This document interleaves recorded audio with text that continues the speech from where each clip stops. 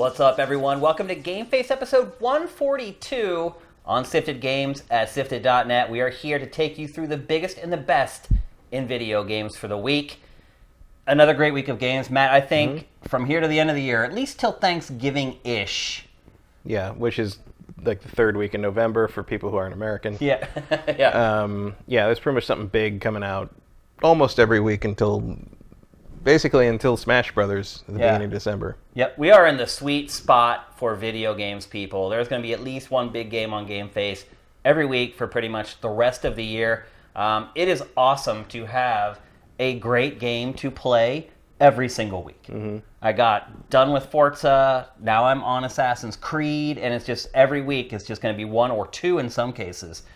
So we are in the sweet spot, folks. GameFace is going to be great for the rest of the year. Hope you guys are going to join us along for the ride. One thing I want to talk about before we move on and start getting into the show, t-shirts. First of all, thanks to all our European sifters. They are leaving the American sifters in the dust. Like literally, the first week of sales for our t-shirts were probably 80% European. Wow. Or not European, just overseas. Asia, Europe, mostly Europe. And these people are paying crazy amounts of money to ship these t-shirts. So I just want to say thank you very, very much to our folks overseas who are willing to put the extra cash up to ship the shirts. What's wrong with you American sifters? What's going on, guys? We do have a fun thing that we're going to do for the shirts, though. We're going to do a photo contest for the shirts. So obviously the first step is you have to buy a shirt. Once you have a shirt, you can take a photo in the shirt, and then Matt and I here on GameFace are going to pick the winner. And the winner gets a free game of their choice. So you just tell me what you want, and we'll buy it for you. You can get a digital, and we'll gift it to you. Or if you want a hard copy of a game, we'll ship it to you, whatever you want. But we're going to do a fun contest for you guys. So you'll need to put on the shirt, go out, do something fun, do something crazy. I don't want to lay down too many rules and say you need to be at like a concert or you need to be anywhere. Like just have fun with it. Don't break the law. Right. Don't do anything illegal. The laws are different in different territories. Well, you know what your laws are wherever you are. Yeah, but have fun with it, and we'll bring all the photos onto the show. Once we launch it, we'll set up a hashtag for you guys to make sure you can hashtag it on Twitter, or you can always just go into the comments on the show and leave your photos there. But we're gonna wait a couple weeks till everybody kind of has their shirts. We just shipped out a ton of them yesterday. And so a lot of people are going to be getting them in the next few days. We want to wait a few more weeks for other people to be able to buy them. I know some of you guys get paid on goofy weeks or whatever. You haven't been able to buy it yet. So we want to wait until everybody kind of has them. And then we're going to do a really fun photo contest with them. So again, don't break the law. Don't do anything crude. If you go into a strip club and wear a shirt, you're not going to win. You can do it. Shane might try to let you win, but I won't. You can do it, and you can submit the photo, but I'm telling you, you're probably not going to win if you do that. So anyway, that's coming up soon. That's something to keep an eye on. And I have a Creed. If you get the entire strip club to wear the shirts, then you might win, actually. Because that's initiative. That also would mean that you'd have to buy like 20 of the shirts. Exactly. Actually, if you did that, you would absolutely win. If anybody buys 20 shirts, you win hands down. I'll send you a game without question. And I have another thing here, too. I have a Creed. And my creed is, until we break even on these t-shirts, I am wearing one of these shirts on this show every week. So, all right. We'll see how that goes. I could wear this shirt for the rest of the year and into next year. We'll see how it works out. Tuesday a lot simpler. It definitely does. So anyway, we have tons of great games to talk about on today's show. We're actually going to kick things off with a game that we talked about kind of in last week's episode. I had played most of it. Matt had not yet played a ton of it, and that's Forza Horizon 4. We want to wrap it up now that both of us have finished it. You guys have obviously read my game eval by now if you're on Sifted, so you kind of know what my the highest ever game eval score on Sifted for Forza Horizon 4. And I think that's a product of it being a complete game. Having a great online, great single player. Yeah, Witcher had good online. I guess it would still be the king. It would be. I mean, it only was dethroned by 1/10 or whatever. So absolutely. But so Matt, obviously everyone kind of knows how I feel about the final product at this point. What are your impressions now that you've kind of wrapped it up? Yeah, I haven't wrapped it up. I don't know if anybody will wrap this up until like January. I'm like level 70 something out of I think 200. Yeah. And like I've done all the because it's still summer, because the seasons seem to change over every 5 real-time days or Yeah. so. So I've done all the things you can only do during the summer, and just sort of running around, getting all the boards and stuff. It's good. I mean, it's really good. It's. I agree with most of the review. I've not had as much crashing as you have. Yeah. So that is actually a big change for me from when we talked about it last week till now. And I will admit, I kind of let it off the hook a little bit with that stuff because I was playing it before the game was out. Mm-hmm. And so they could have, and I did dock it a little bit for it. But to me, I don't know, being really hard on the connectivity of a game pre-release isn't especially fair. But to be fair, I have gone back and went and played it online, and it does seem to be better, and there are way more people now on the server. So it could have been they were, like, I don't know, testing code or something along the way, but I had tons and tons of crashes, and it was always when it was connected. But I had crashes in the menus, I had crashes mid-race, I had crashes when it was loading races, and it would just boot me back to the home screen on my Xbox One. Yeah, I've had 3 crashes. One, the first time was weird because I just had it paused. I was doing something else on the computer, and I looked up and said it was on the Xbox home screen. It was like launch Forza Horizon 4. I'm like, did I quit the game? I couldn't remember what happened. Like, I don't remember quitting the game. So I'm like, oh, maybe it was a crash. And then like it's crashed 2 other times. Both of them during the results screen of a race, which meant I had to redo the race. Oh, that sucks. Which is annoying because one of them was a really irritating showcase. And you had got through it. I'd finished it, but then it crashed right as it was adding up my XP, and I had to do it again. Yeah. Otherwise, it's been pretty stable. I do like that if you go idle for a while, it boots you out of the online, and then when you pick it back up, it jumps you back into another online session. Yeah. It's all pretty smooth. Like.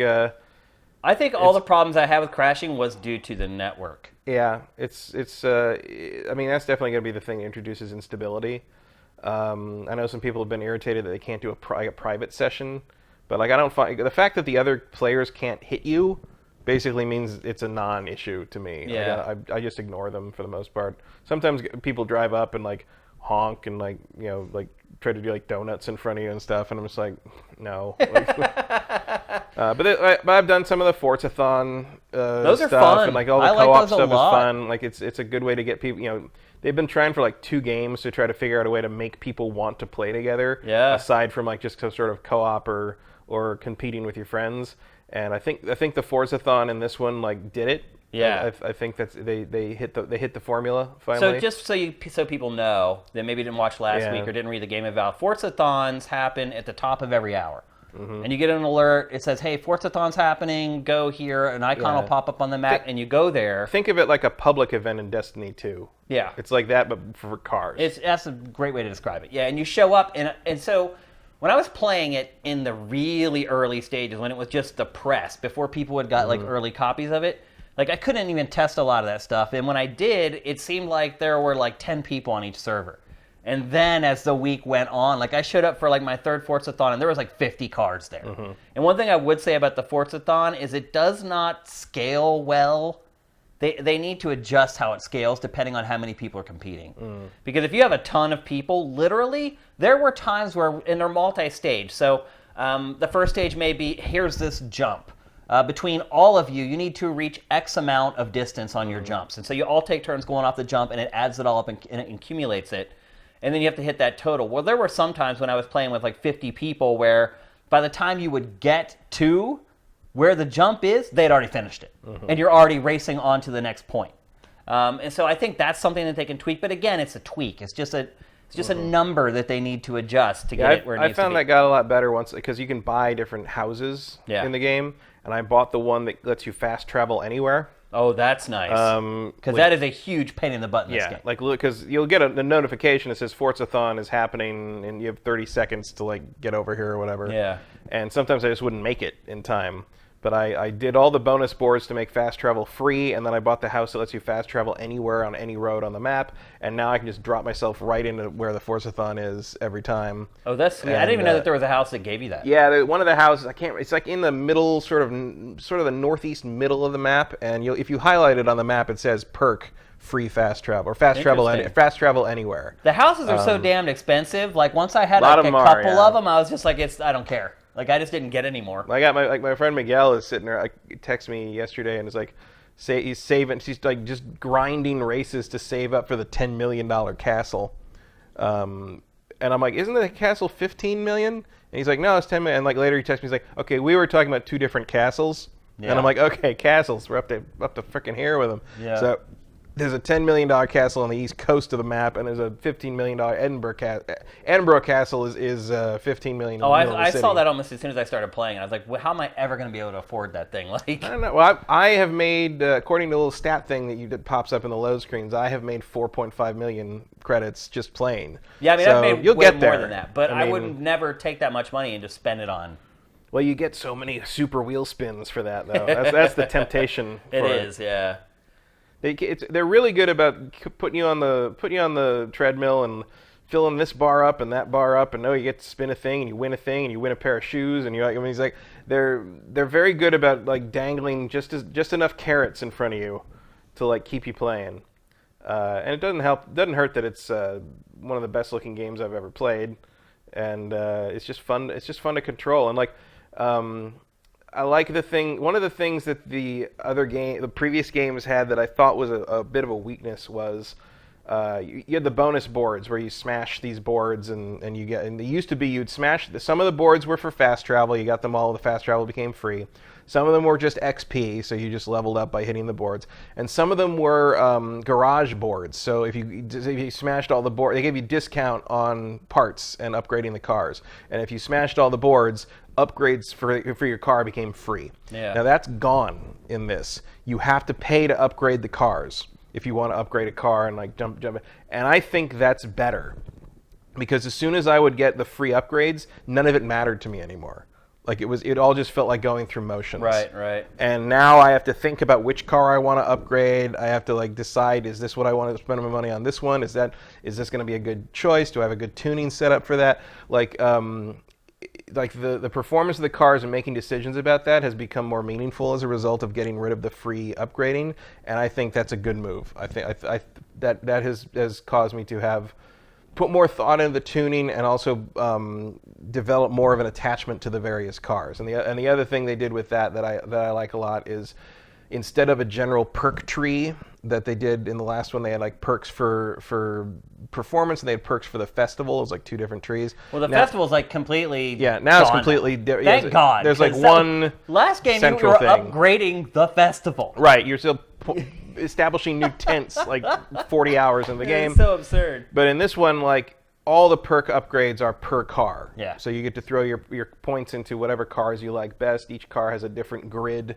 of upgrades. It's like the Final Fantasy X sphere grid. They get like kind of a set number of upgrades, and you can upgrade them all. And I've done a few of those, few cars that I like the best like that, and it works out pretty well. So it gives you a better feeling of ownership over things. I enjoy dressing like an idiot and picking the most obnoxious dances for my avatar. So when my friends are playing and I show up in their grids, they have to watch that happen. Yeah, some people sent me some images. Like my character's in a chicken suit. And the reason I really went goofy with my character in this game is because there are these parts of the game where you discover like a landmark. And then it shows this cinema of your character like at this landmark, and it's like this ancient castle or whatever, and I'm doing like the Running Man. It's just so absurd. And I got into that. I never make my characters goofy in video games, but I absolutely did it in this one. Mine has. She's like, because I was unsettled by the fact that the game kept calling me by my name. Yeah, Matt. Welcome back, Matt. I'm like, yeah. So now I'm a pink-haired woman named Tatiana. It's much better. Yeah. And so I put her in like this, it's like a shiny tuxedo and gold leggings and galaxy shoes and a big top hat and green shades. And like a cherry plaid shirt, and she does like this like the jog dance, and so like that's what she's doing on all the landmarks. And when I was doing that, my girlfriend came down to get something out of the kitchen and saw that. And she's like, "But why? Why are you doing that?" You have to play it to understand. I'm like, it's just what we do. One criticism I do have of the game, and maybe it's not even a criticism, and I didn't mention it on the show last week, and I didn't mention it in the Game Eval, was ultimately, I think the seasons, for me personally, kept me from experimenting as much with cars. Because there are certain cars in the game that are just pretty much worthless during certain seasons. And so, and I mentioned this in the comments, like, I got a WRX, and I just maxed it out. And I ended up using that car through almost the whole game. Because it's, once you get, I mean, one thing I love about this game is that once you get really used to a car, you feel like you just have total command over that car.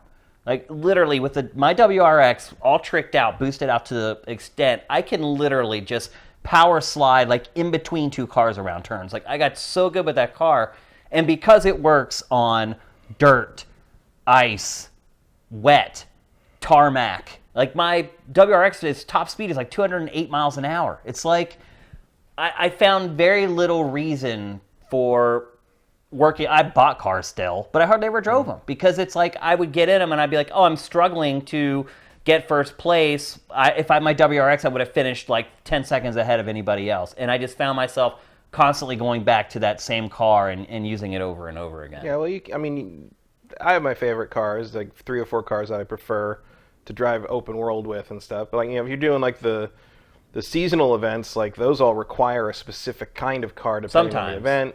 I did not enjoy having to drive the open off-road buggies constantly. Yeah. So, you know, they force you to change it up here and there. I don't think it's a bad thing if you find a car that you like and fits your style and you can keep it upgraded properly to be competitive. Like, that's the whole point of the game. It wasn't even that it fit my style of driving, which it did, but it was that it fit every terrain. Yeah, well, I mean, the WRX is no joke. It is no joke. I mean, they're great cars. That's an amazing car. Yeah, absolutely. In fact, before I bought my car, that was the car that I was waffling between before I bought the one I have. So. I mean, but it depends. Like, you can make almost anything pretty competitive given the right tuning setup. You got to work harder for it, though. Yeah, but I downloaded a tuning setup for because one of the Forza-thon, one of the summer challenges, is basically to do a whole bunch of stuff in a retro hot hatch. Because they make there's like weekly challenges and like you get Forza-thon points, and the trick is that the advantage of doing the Forza-thon stuff is that you get Forza-thon points. Yeah, it's a separate currency, and that you can use to buy stuff in the Forza-thon store, which changes up every 5 days or when the season changes, it changes. Yeah. And the trick is that's where they sell stuff that normally you could only get through wheel spins, through the random spins. Yeah. So if you specifically want something, that's a good way to kind of save up some points and buy it specifically without having to rely on luck. And so, you know, I was doing that. So the weekly challenge, like this week at least, was get in a retro hot hatch car and drive it. Okay, that's part 1. Part 2, get in a retro hot hatch car and get 25 ultimate speed bonuses. That is harder because to get ultimate speed, you have to break 200 miles an hour. In a hot hatch. And like the hot hatches go about 160, right?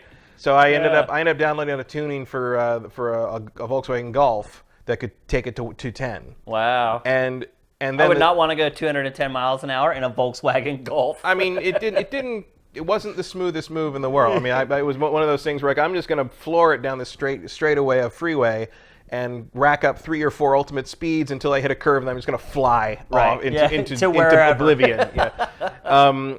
But like then the thing after that was win 3 street races. Because there's the races that are like, you know, supposedly unauthorized by Horizon. Yeah. They're they're telling you like, don't tell her about this race. They're like the Fast and the Furious like nighttime races and stuff. Like they don't have the official signage. They just have flares marking them. It's like because we're edgy, dude. We're underground. But like so it's like, okay, win 3 of those with a retro hot hatch. And I'm like, you know what? I'm gonna use my crazy tricked out thing. And so I'm racing against like full level like Dodge Vipers and like supercars, and I'm winning with this car. I mean, I got to be real careful about the turns because it doesn't stick very well. Yeah. But like I did it. Like it was, you know, I was like, I'm just gonna see if I can do this, because the other option is to pick one of my unmodified retro hot hatches. It's like a D class or a C class and race against normal street cars. Right. But I'm like, I'm just gonna see if this works, and it wasn't easy, but I did do it, and I thought that was pretty fun. That was cool. The other reason I ended up sticking with the WRX for so long was because also in multiplayer, you don't really know what you're going to get until you get into it. You definitely want an all round. Right. And the first one I got into, it was a snow race, and I had a supercar. You want to do something frustrating, try to navigate snow with a Lamborghini. You can't even hit the gas because it just breaks free. I mean, again, it's like, I myself call this an arcade style racer, but really, this game has a lot of sim elements to it. Yeah, the Horizons have always been a decent hybrid. It's the perfect middle ground, absolutely, between those two styles of racing games, and it just nails it. Like the game is just fun. Yep. I don't think there are enough video games that are just unbridled fun anymore, and it was very refreshing to play one that was that way, and not only that, one that is big and lasts as long as this one does. So, and it also, I think they managed to incorporate all the kind of the community features and the online stuff and all that stuff. I feel like is blended in without being obnoxious, which is not only hard to do, but also kind of the first time they've even pulled it off in this series. Yeah, I mean, exactly, because this franchise has been obnoxious in the past, and I do not find this game like offensive or obnoxious like it has been before. No, the only offensive thing is how bad the character models are. Yeah, which don't match the rest of the game. No, it's really weird. I know that it's like probably the 4,332nd most important thing on their list of stuff to do. Yeah. But like, it's very jarring to see like that guy walking around like a robot. Well, it's like, look, if you're going to make story and cinematics a bigger part of the game, then you need to put more focus into it and concentrate on it more. Hey, it's a way for the game to improve for the next one, which will probably be, God knows, it'll be on the next Xbox. On the next hardware. Yeah, absolutely. 2 years from now. How good is that going to look? Pretty good. Pretty darn good. So, ultimately, would you say my game eval was on point? It was... Yeah. I mean, what else can you say? It's amazing. I love this game. I mean, really, the winning strategy here is to just get Xbox Game Pass for a month. Yeah, that's true. Pay $10. I mean, the game is gigantic, but I guarantee you'll get through it in a month. I mean, I don't have a problem paying for this game. No, it's way worth $60. Sure. But man, if you can only spend $10 and experience this, that is awesome. I don't know how Microsoft thinks it. I mean, somehow they're just going to make up the money with Xbox Live. They want Xboxes in homes. That's why. Yeah. They can make money off people renting movies. Sort of cutting their losses a little bit here. Yeah. But there's no microtransactions? No. It's all legit. I mean, wheel spins are a little shady. Yeah, but I mean, that's all in-game. It's it's not like some goofy thing you got to pay for, like a wheel spin or anything like that. There have been a couple times where it rolls right past the thing I want. Oh, I know. It's some stupid thing. one of the horns, one of the super, like the rarest level horns you can get is the Inception. Oh, really? Twice I've seen it roll right past it and give me like a common pair of shoes or something. There's nothing worse when you get one of the super wheel spins where you win 3 things with each spin and you get like all clothing. Yeah. Or you get like it's like I got a hat and like 5,000 credits, right? And like and like a van. Yeah, it's just like a car. If I ever get a car to spin, I'm cool. I'm like, even if I get one car, and I would agree with you too. One of my other criticisms, and I did mention this in the game eval, is that I don't think the game does a good enough job of making you use the more goofy, quirky cars. I never was in a race with like that weird 3-wheeled thing, like. I did use that once. Did you? In the open world, I found a bonus board in like a little alleyway, and I couldn't fit. So I picked that and rolled in there and rolled back out. Which I think they do that on purpose. I think that they put it there so they would force you to change cars and go in and get it. But I wish there was, because the few times you do use something besides a high-performance car, the game is still really fun, but it's different. Like there was a couple races where I had to use muscle cars or whatever. And like the first race is a disaster because you're still driving it like your other cars. But you start like by the last lap, you start to figure it out. You try it the second time and you get it dialed in. Like I wish there was a little bit more of that in the game. But otherwise, I mean, it's really like a peerless experience. It's it's amazing. And we're $60. And if you can get Xbox Game Pass for $10, then man, it's like the deal of the century. So. I think both of us would recommend everybody buy this that can. And it's not just an Xbox game. You can play it on PC as well. And it's cross-play. You can play it on both. And it's a pretty good port. Like the last Forza Horizon had a lot of problems on PC at launch. A lot of save synchronization issues and stuttering, and there was like a micro stutter in it, I think, and like there's nothing like that in this one. Like it all, if you have the power to run it, it looks really good. And the graphical options. It might be the most graphical options and tweaking ability in-game menus that I've ever seen in a video game. For the PC version? The PC version. Okay. It's if you can think of a graphical setting, you can play with it in the menus. Like it is the most thorough graphical settings options I think I've ever seen. I actually never even played it on my PC. I just stuck with Xbox. It's good, and it's surprisingly scalable. Like even I mean, it's not like my PC's weak or anything, but the Titan X's can't do all the modern stuff anymore. But you can still pretty close to ultra or very high level specs. You can get almost 120 frames out of it. Wow. So it's pretty well optimized. And they show you like this is.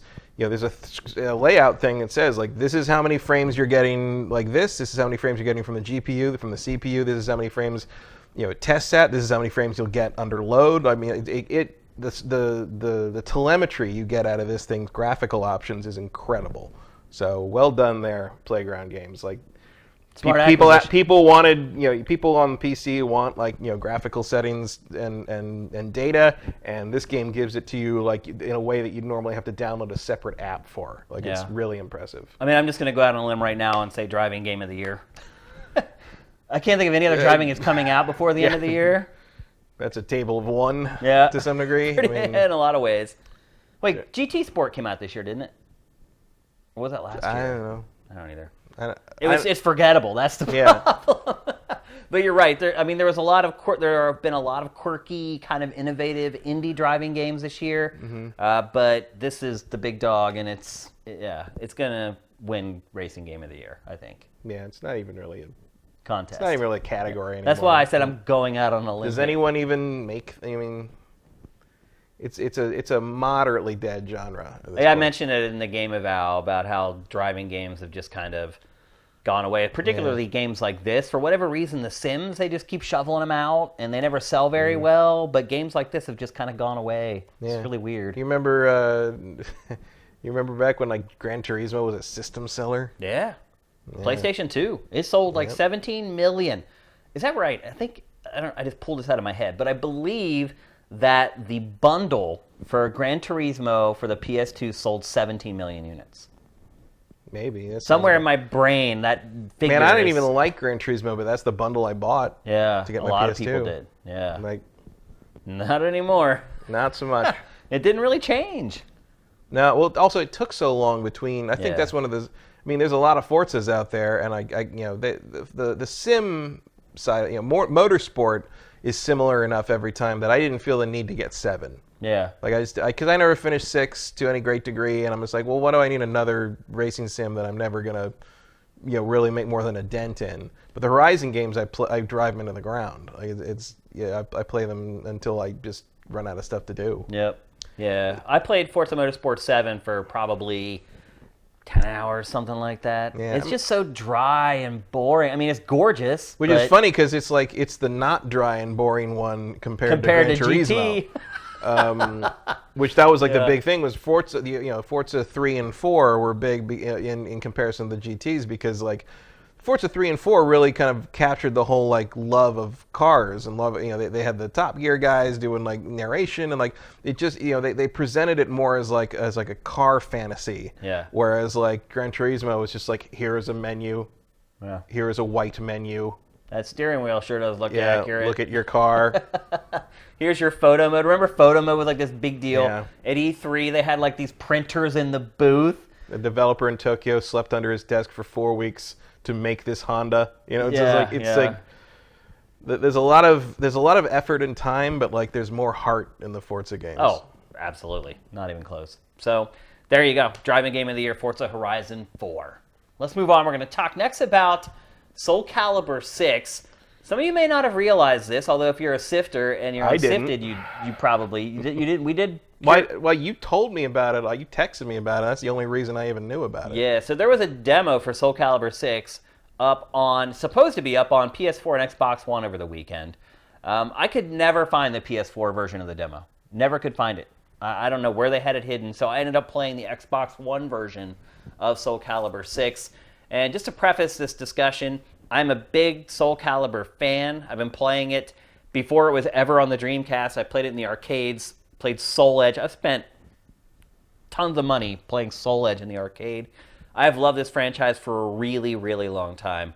I like it because it's a little bit different. It's generally weapons-based, which kind of sets it apart from other fighting games. Other fighting games will have characters with weapons, but pretty much every character in Soulcalibur has a weapon. And to me, that kind of sets it apart. Another thing I've always loved about Soulcalibur is there was a great rhythm to the combat. Learning like the timing of how long it takes for like Ivy's like chainsword to unfurl and then strike and then recoil. Once you kind of mastered that stuff, you would get into the rhythm in this game. And so I was very excited to download the demo of this. And the demo, I think it had like 11 playable characters, which I was surprised at. That's a lot. A few different stages that you could play on. And it was all online. You could not play offline. So you're just playing against other people online. And I have to say that I have not been more disappointed in a video game in a really, really long time. This game, to me, based upon what I played this weekend, is bad. Not like disappointing because I'm a fan, not up to par with prior games in the franchise. It's just bad. So remember we were talking after E3, and I said I never got a chance to play it, but I watched other people play it while I was waiting. And I kept noticing how the game kept pausing. And then you had said that you saw some high-level people play it and that you didn't really see that. Well, playing this game online, it just happens constantly. And maybe part of it is that none of us were all that great at it yet, so we were just triggering it over and over again. But the whole experience just felt so disjointed. So you clash, and then everything goes into slow motion. And you have this like period of time where you fight each other in slow motion, and then eventually it comes back and you go up to real speed. I have no idea why I thought this was a good idea. The last thing I want to do in a fighting game is for it to go in slow motion and have two people trying to fight each other at like 1/20th the speed of the game. The audio in this game is terrible. The impact, the sounds of impact that you get from attacks landing are just completely like non-existent. Like you can barely hear them. Like, I don't know. I'm really disappointed in this game. I had counted on playing it through most of the weekend in between bouts of Assassin's Creed. And I played one session. I got like 20 games in, went back and played like 5 more rounds and didn't want to play it anymore. I ended up playing ultimately like 25 matches before I just gave up. Connection-wise, I will say that it was a network test, so they're testing their servers. It seemed good. Like, I didn't have any lag or stuttering or anything like that. The matchmaking was fast and pretty accurate. So that part of it was okay. But graphically too. Like, I was playing the Xbox One version, which I'm hoping it looks worse than the other versions, because the Xbox One version looks absolutely terrible. Like, Ivy's boob was like a cube. Well, they're using Soulcalibur V assets for a lot of this. This game feels like a really quick and dirty production. Oh, you can see even here, the stages in this game are complete garbage. Look at this. Compare this to the other fighting games that we're playing in 2018.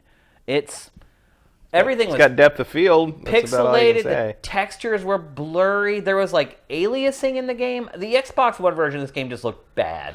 Bad. I don't know. It feels to me like they're rushing this game out. It didn't feel like it was finished. It felt like I was playing like an alpha or something, and like none of this stuff had been polished up. Obviously it's in beta, at least at this point. It's coming out this month. I don't know, man. As a Soulcalibur fan, I was really, really disappointed. Well, I wasn't too impressed at E3. I mean, I thought they had a pretty good design for how Geralt played. I'll probably still get it because it's The Witcher. He does fit into the game, which is more you can say for a lot of their guest characters. No, you're right. Yeah, absolutely. But no, I wasn't impressed by what I played at E3. I didn't get to play this because by the time I found it on the PlayStation Store, the test period was over. At least you found it. I couldn't even find it. Yeah, it was in there. It didn't come up. You had to search a very specific. Probably to search like network test or whatever. Sort of, yeah, because if you just search Soulcalibur, you got the pre-order stuff, and then it just like listed other shit. Like it was not even Soulcalibur stuff. It was just stuff with Soul in the name. Yeah. And if you put the whole Soulcalibur thing in, the whole name, if you put it in as 2 words, you didn't get anything for the network test. You put it in as 1 word, you did. But it didn't show up the first time when you mentioned it. But I'm like, oh, I'll go look, and it wasn't there. And then the second time it was there, and I went to download it and said, oh, it ended yesterday. So I was like, okay, well, I guess not. It was only 2 days. Yeah. It lasted Saturday and Sunday. And I played it a good bit on Saturday, and on Sunday I went back, and I only got a few matches in, and I was like, I'm over this. I don't really have any interest in continuing to play it. So I'd be interested to hear if any of you guys jumped into the beta, and maybe you had a different experience than I did, but I really thought that this game, for lack of a better term, was just ass. Mm-hmm. I mean, just across the board. The fighting wasn't good. The graphics weren't good. Other than the lack of latency, I don't have really anything good to say about it, which is really sad. It just feels like a cash-in to me. It feels like they looked at their schedule and they were like, hey, we haven't put out a Soulcalibur for a long time. We have this gap in Q4 2018. How quick can we whip something up? Mm-hmm.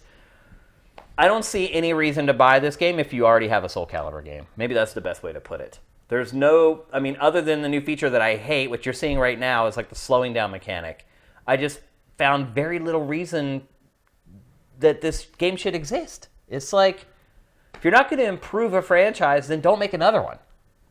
Seems like Namco agrees, considering how little effort they're putting into it. Yeah.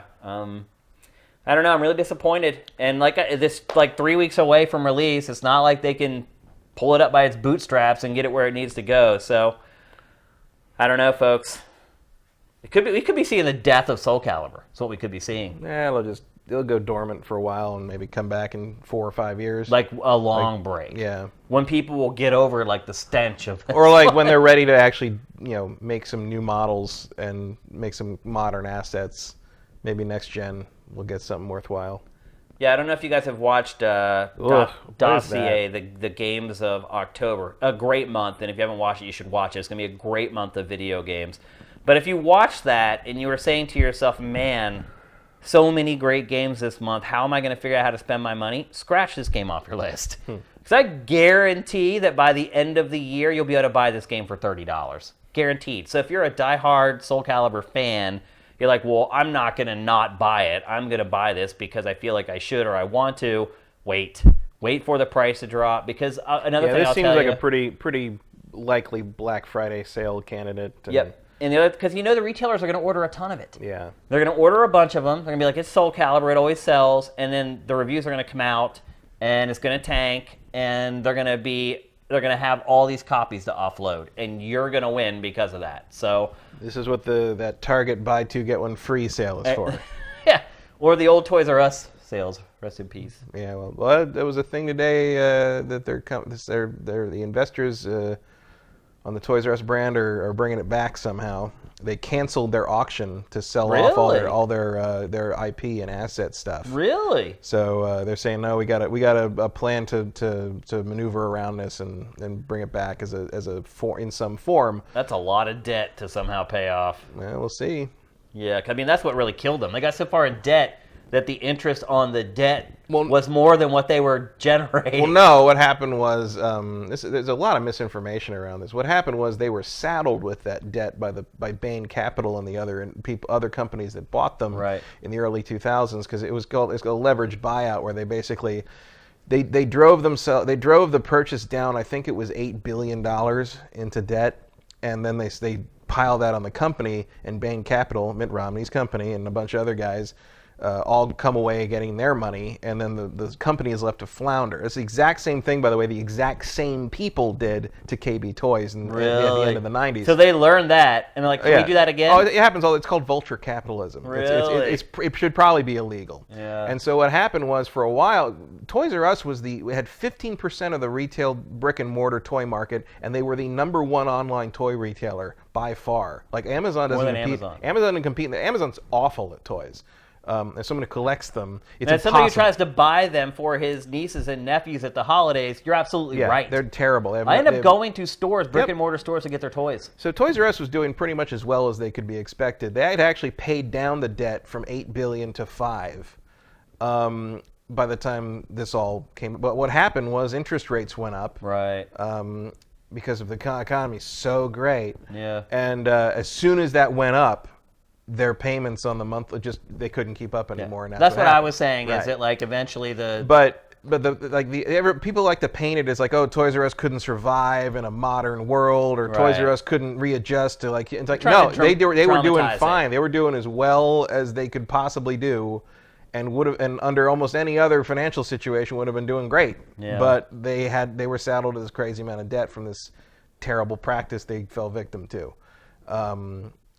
So I don't know. So the current how are they going to investors, get rid of that debt though to come back? I don't know. The current investors seem to have a plan because it was supposed to have an auction this past week or maybe next week to sell off the Toys R Us and Babies R Us brand names and everything else they had, basically in terms of anything that was worth anything. It was a fire sale. Yeah. It was like THQ did, and then Nordic Games bought all that crap. Yeah.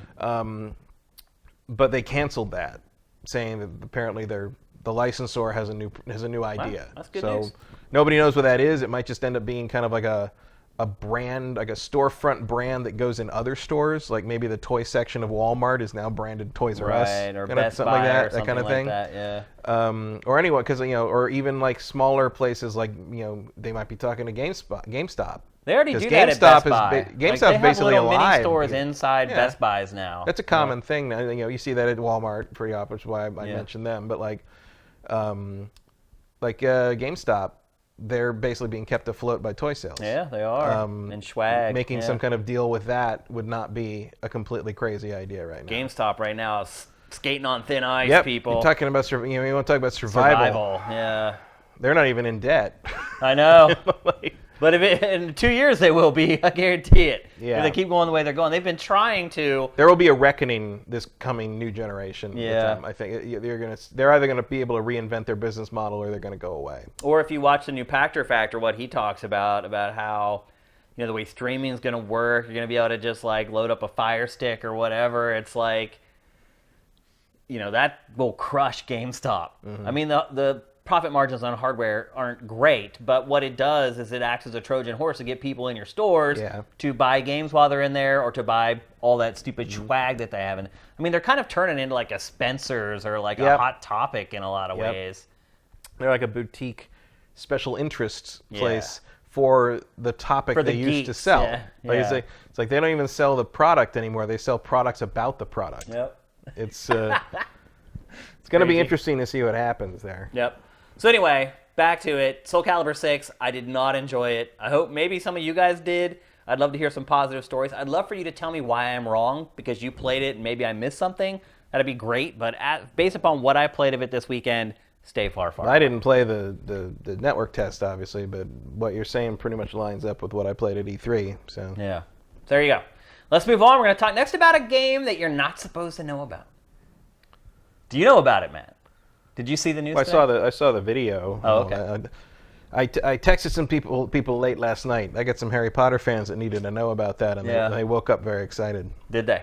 So anyway, somebody was in a focus testing group, and they showed a trailer for a Harry Potter video game, and he or she recorded it with his cell phone.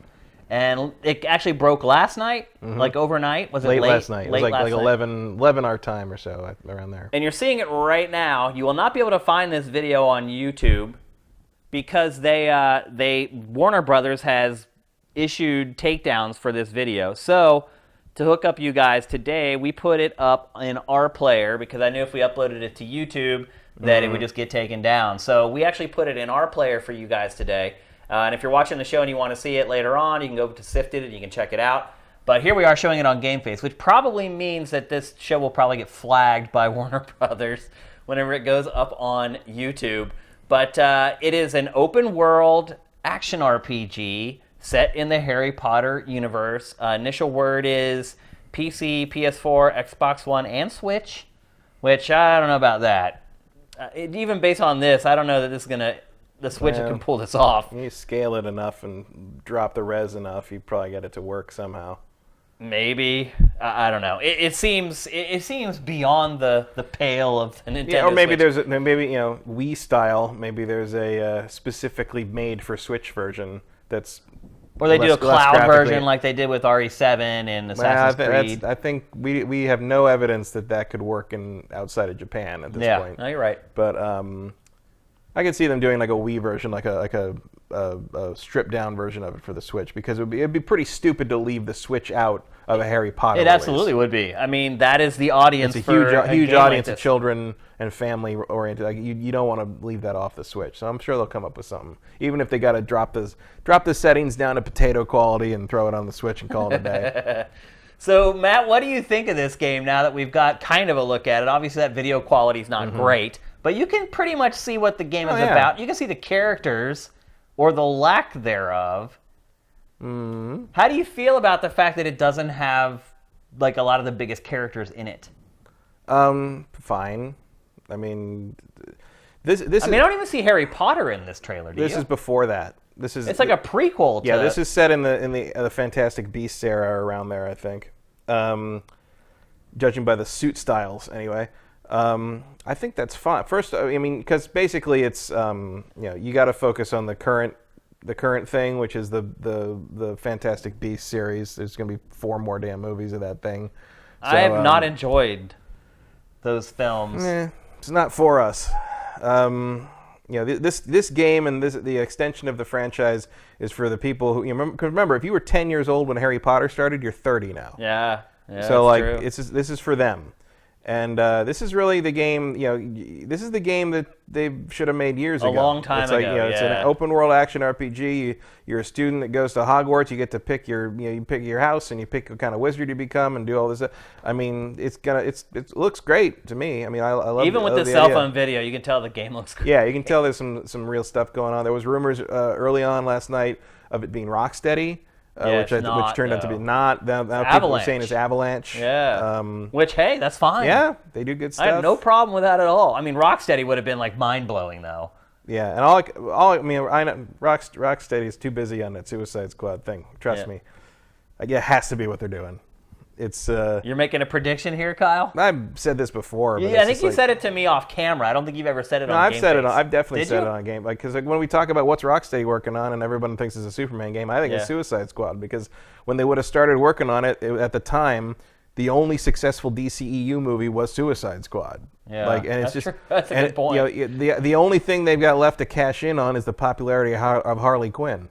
And now they're talking about doubling down doing a Harley movie. So, like, I think Suicide Squad is where Warner Brothers thinks is there. And that lets you have an ensemble cast of characters. It lets you do some DLC stuff for outfits and different things. I mean, I think that's what they're doing. I mean, Rocksteady, any game that Rocksteady makes, I'm going to sit up and pay attention to. I'm going to care. I mean, I would have loved it if this was what Would I rather it be something besides Suicide Squad? Yeah, absolutely. Well, of course. Absolutely. I'm not saying it's what I want. I'm just saying that's what I think they're doing. Yeah. Especially because that Suicide Squad game has been teased twice in the endings of Batman games.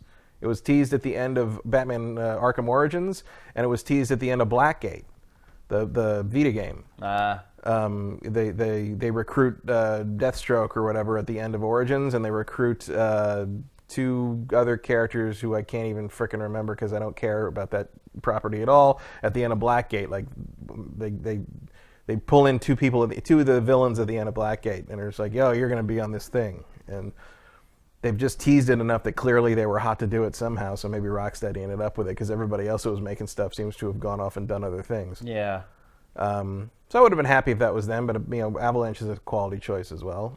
Hopefully this is real and does not scare Warner Brothers off or something, because the 3 people I know who are huge Harry Potter fans that I sent this to, basically lost their minds. I bet when they saw this. I mean, so big fans are okay with this prequel, that it's not Harry and they don't care, but it's Harry and especially in the context of this kind of thing, they don't care about Harry. They don't want to be Harry and Hermione and Ron. They want to be in the world. They want to be themselves in the world. That's the appeal. And the mobile game picked up on that too, where you create your own character and go through that. I mean, that's the fantasy that people want from Harry Potter in a video game form at this point, I think. If you want to go through the adventures of Harry Potter, you've got games to do that with. That weren't very good, though. The early ones I thought were okay. They're not terrible, but they're passable. And the GBA games, like Chamber of Secrets and Azkaban and Order of the Phoenix, The GBA games of those are actually really good Zelda-style action RPGs. Yeah. And then eventually, near the end of the series, they turned it into Gears of War, which was like the Deathly Hallows game was literally Gears of War with Harry Potter. Yeah, it was a cover-based shooter with a wand. I don't think that's what anyone asked for. No, nobody asked for that. Good work, EA. Yeah. I mean, I'll be honest. Like, because it doesn't have, and I've never read the books. I've only watched the films, and because it doesn't have the cast that I'm familiar with, it definitely lessens my interest in it. I think you are a vanishingly small minority. Oh, I'm sure, compared to like hardcore Potter fans or whatever. Yeah. I'm not a hardcore Potter fan. I like the films. I like the universe. And to me, those characters do have a draw and an appeal that would make me want to play the game a little more than I would without them. You do have all the characters from Hogwarts. I mean, you've got Dumbledore and all the teachers and everyone. I mean, you just don't have the same student body. This is a mobile game that Matt was talking about. Although some of them will, like, I mean, like even this mobile game, because the mobile game's a prequel as well. It takes place in, I think, 1983 or something like that. So like, there's the older siblings of some of the characters from the books. Interesting. Like the oldest Weasley brother who becomes the dragon tamer. Like he's a couple years older than you in this and stuff. So yeah, and that seems to have done very well. I think people want to go to Hogwarts. I don't think they care that much about being Harry. Do you think casual people feel that way though? Yeah. I mean, the hardcore Potter fans, I get it. Like, they just love the universe. They love everything. They probably read the books multiple times, and they know all these characters that people like me have never even heard of. I think so. But the average person who will take this game from selling, well to gangbusters, do you think that they will feel that way though? I think so. Yeah. Yeah. Like I don't think there's that much attachment to. I think there's much more attachment to the world than there is to the characters, and that's why the Universal Studios Harry Potter lands are so popular. Not because you get to go meet the characters, but because you get to go hang out in Diagon Alley and drink a butter beer and. Oh no, you're right. I mean, I was just there. Get your own wand. Yeah, I was just there a few months ago, and it's mind blowing what they've done. But you're right. I mean, you can see that the hardcore fans just love being absorbed in that world. Well, and the kids. Absolutely. I mean, the kids too. Yeah. The kids don't fantasize about being Harry Potter necessarily. They fantasize about going to Hogwarts. And being that's the whole point. Right, and being a wizard essentially. Yeah. And because that's the fantasy is that the owl shows up and tells you you're magic when you turn 11, and you get to get on the train. Right. It's the hook to get you into the story is through these characters, but the thing that I think makes it persist is the magic of the world, which falls apart if you think about it for 5 minutes. But hey, that's true of any fantasy world. No, you're right. I mean, it's like how why is my favorite Star Wars game isn't any of the games where you play as Luke Skywalker. It's X-Wing. Yeah. Where I jump into my own X-Wing, and you are you. I am just me in an X-Wing. Like that's being in the world is sort of the ultimate goal there. That's why I hope that Fallen Jedi or whatever the Respawn game is. I hope that that's a thing where you create your own Jedi character and like play through the Purge and the dark times between the original trilogy and the prequel trilogy and try to survive in like kind of a Jedi action RPG thing. Like that's basically that game but with Jedi. Right. Like that's what I want at this point. It's why the most popular Star Wars game of all time is KOTOR. Yeah. How do you think Warner Brothers is dealing with this right now? Probably not. I mean, they're probably trying to figure out who was sitting over there. I mean, you gotta realize those focus groups aren't that big. No. I mean, generally it's like 30 to 40 people in a room. Certainly, I would think if you go in for a Warner Brothers focus test in the future, you will be surrendering your cell phone. Absolutely. But you have to go through like a metal detector. I'm surprised they didn't already. I know do that. I mean, they should have been doing that already. A lot of, like stuff like press screenings I go to, or like they give you like this little the little. Faraday cage pouch, and you have to stick your phone in it. And they seal it up with a little lock. Right. Like they unlock it for you as you walk out. Like they're serious about that stuff. So I'm surprised that you don't have to do that in the. I'm surprised it's leaked out. I'm really surprised. Whoever it is probably violated something in some NDA or something that they could be nailed for. But first, you got to figure out who it was. Yeah. Well, the other problem too for Warner Brothers is, the bigger stink that it makes about it, the more obvious that it's real. So just by Warner Brothers putting the strikes on YouTube and having stuff taken down from YouTube, basically was them admitting, yeah, this is real. This game. Yeah, or on the flip side, it could be a plan. It's all just a they could just be big like, hey, setup? Act like, leak it out and see how people react. And if they react well enough, we know we should make this game. Because Because look, it's been so damn long. I mean, that could have been all CG. We never would have known. Sure, this game is so. I mean, I think that's real footage of something like a working, like a work in progress or a proof of concept thing. Sure, but the notion that somehow this is all related. Because think about how long it's been when someone could have made this game. This game is not like a crazy, wild, no one thought of it until now. People have been wanting this game for years. Yeah. So, clearly there's some skepticism internally somewhere saying, I don't know if we really want to do this, or we haven't come up with the right microtransaction plan for it. We want to make Hogwarts the game as a service model kind of thing. This could be kind of a testing of the waters. It's interesting, too, to see a game like this announced really at the end of a generation. Yeah.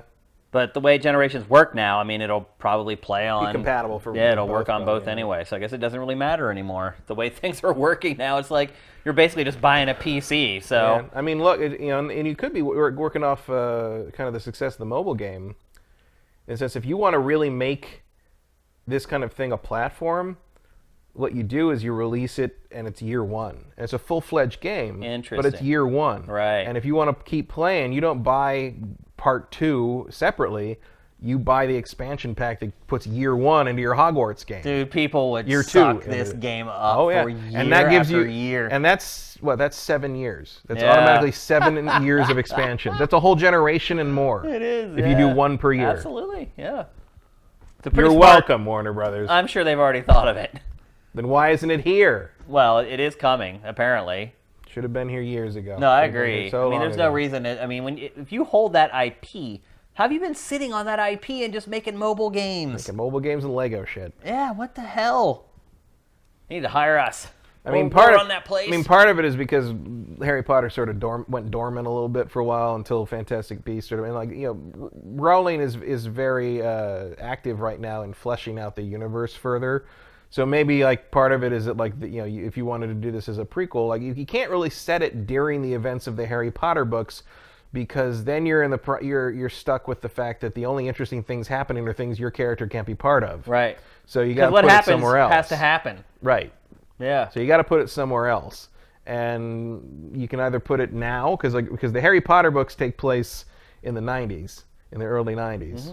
And I think it was anyway. He's like my age. I thought they were set in real time with when they were released. No. No, he starts at Hogwarts in, I want to say 1991. He's like 2 years younger than me. He's born in 78 or 79, I think. And the parents are killed in 1980 or 1981. There's a whole thing. I'm sure there is. There's a whole timeline. I am sure you don't get a real sense of it in the books because there's nothing that really marks anything as a particular era, a particular year. In the movies they do, though. But that and Rowling established that there's a timeline. This birthday is this day on this year, and da. So yeah, there is an actual timeline. I think the books, the big finale is 97 or 98, and then I think we're coming up. Then Y2K happened. Well, we're actually coming up on the. I think it's the next year, or a couple of years. We're coming up on the actual year the epilogue takes place. Oh. Where they're older and they're sending their kids to Hogwarts at the end of the last book. Yeah. That happens next year or Interesting. something. It's there's going to be a celebration for that, I'm sure. So what do you think is going to happen? Do you think now in the next month, Warner Brothers will just release the official clean trailer? No. Or do you think we're not going to hear from this until next E3? I think Jeff Keighley might have just gotten another exclusive. Yeah. We'll talk in a little bit about how Jeff has been hooked up this year. I think that might be where you see your first admission of guilt. Or maybe Jeff had it already, and now Jeff's pissed off. Look, it's still going to be cool to see that without the potato quality. Yeah. It's going to be good to see it in full res. Yeah. It's not like this is all we need. Well, the funny thing too is that not only is this shot off with a cell phone, it's not taking in the whole frame. Right. It's all cocked. You could tell the guy put it in his jacket or whatever and shot it through a hole in his jacket. I don't know. It took some guts to do that. That's for sure. I would never do something that stupid, but I'm thankful that somebody did because we had to check out the game way earlier than we were supposed to. So yeah, and this is there's a whole lot of people. This is a whole generation Star Wars. So They got a built-in audience. They got a built-in audience of that generation's children now, because that generation's in their 30s. Yeah. It's a smart move. It will do very, very well, provided it's even decent. Yeah, even because the other Harry Potter games sold pretty well. They did real well. They weren't even close to being good. They were passable at best. At best, yeah, absolutely. So yeah, I wouldn't be surprised if the Game Awards this year we get the first look at this. I mean, that's really the next time for something to be unveiled anyway. So we're pretty much through all the big conventions at this point. And we'll talk about a couple other events that are coming up here in a minute. But yeah, I mean, that seems to make the most sense. And now that the cat's out of the bag, why wouldn't they? In fact, they may have just called Jeff as soon as it happened. Be like, all right, you got it. What else you got? Yeah. Exactly. All right, let's move on. We're going to talk next about Red Dead Redemption 2, which we talked about in last week's show. We're going to talk about it in a different context this week. Now that the game is literally, 3 weeks away? That's pretty mind-blowing to think about. Yeah. It's like 3 weeks. And now that it's 3 weeks away, all the information is just starting to come in. Like today, I saw somebody had played the first 5 hours of it and wrote something up about it. The press had played the first couple hours and wrote those big impressions that we talked about last week. And today they put out another gameplay trailer, another really long, lengthy look at how the game plays. And then over the past week, it was revealed that the size of Red Dead Redemption 2 is 105 gigabytes. Yep. At launch. Well, you don't That's not after you've added like 3 expansion packs to it. That is 105 gigabytes at launch. And so the question that I want to ask, and hopefully between the two of us we can answer, is are games with the idea of streaming, net neutrality, data caps, are games becoming too big? No. This is how big they need to be for this kind of Do you think it is, fidelity. or do you think the developers are just getting lazy and not like optimizing their games to make them as small as possible? Does this game not look optimized to you? Well, it looks incredible. That comes at a price, comes at size. Like the games get bigger and bigger as the visual fidelity gets, higher and higher. Like that's just how it is. And Here's the thing, though. I feel like that part. Look, I'm all for it, obviously, because it makes the games look as good as possible. But I feel like games are heading in one direction, and as a consumer of bandwidth, we're heading in the other direction. Well, not yet. I mean, it is, though, because I've had a cell phone since 1997, I think, was the first year I really got the new versions of cell phones. And I never had a data cap until 3 months ago. And now, with my cell phone plan, which is supposed to be, quote, unquote, unlimited data, when I hit 22 gigs a month, they throttle my phone. This has happened in the last 3 months. Oddly enough, pretty much right after the repeal of net neutrality. Well, that's also why there's no 105 gig phone games. But I've also noticed that, and because I am up late every night, and I am using the internet at the same time every night, I've also discovered that my internet service provider throttles my bandwidth at 1 in the morning. Every night at 1 in the morning, on the nose, if I'm streaming something on my TV through a console, it buffers and stops. And I will go back to my PC to see if my internet connection has dropped, and it hasn't dropped. I can surf the internet on my PC just fine. I go back out to my TV, and it's buffering. So changes are afoot. And the changes that are afoot are basically making us pay more for the same bandwidth we had before, or just getting throttled if you're going over your data cap limit. So you're talking about one game that's 105 gigabytes. Some people, that's like their monthly allotment on their internet service provider plan. Yeah, well, I guess they should buy the disc. I guess. Will this be multiple discs then? It's bigger than a Blu-ray. Yeah, I don't think you can fit 105. Blu-rays are like 38 gigabytes or something. But if they're double density, I think you can fit double that. Maybe. I thought there were 47 gigs. Yeah, but usually that's taken up by formatting and stuff. So even if you had all 47 and you have a double density disc, you're still not getting to 105. So you're right. Or maybe the disc is just a key. Well, and then it downloads the whole. It's going to download the game anyway. Well, you have to patch it usually, but most of the stuff. I mean, everything gets fully installed anyway. Like the only thing the disc is a key, especially on the PlayStation 4. But it does install from the disk. Like, you're still going to download whatever day one patch there is, but you're not going to download 105 gigs.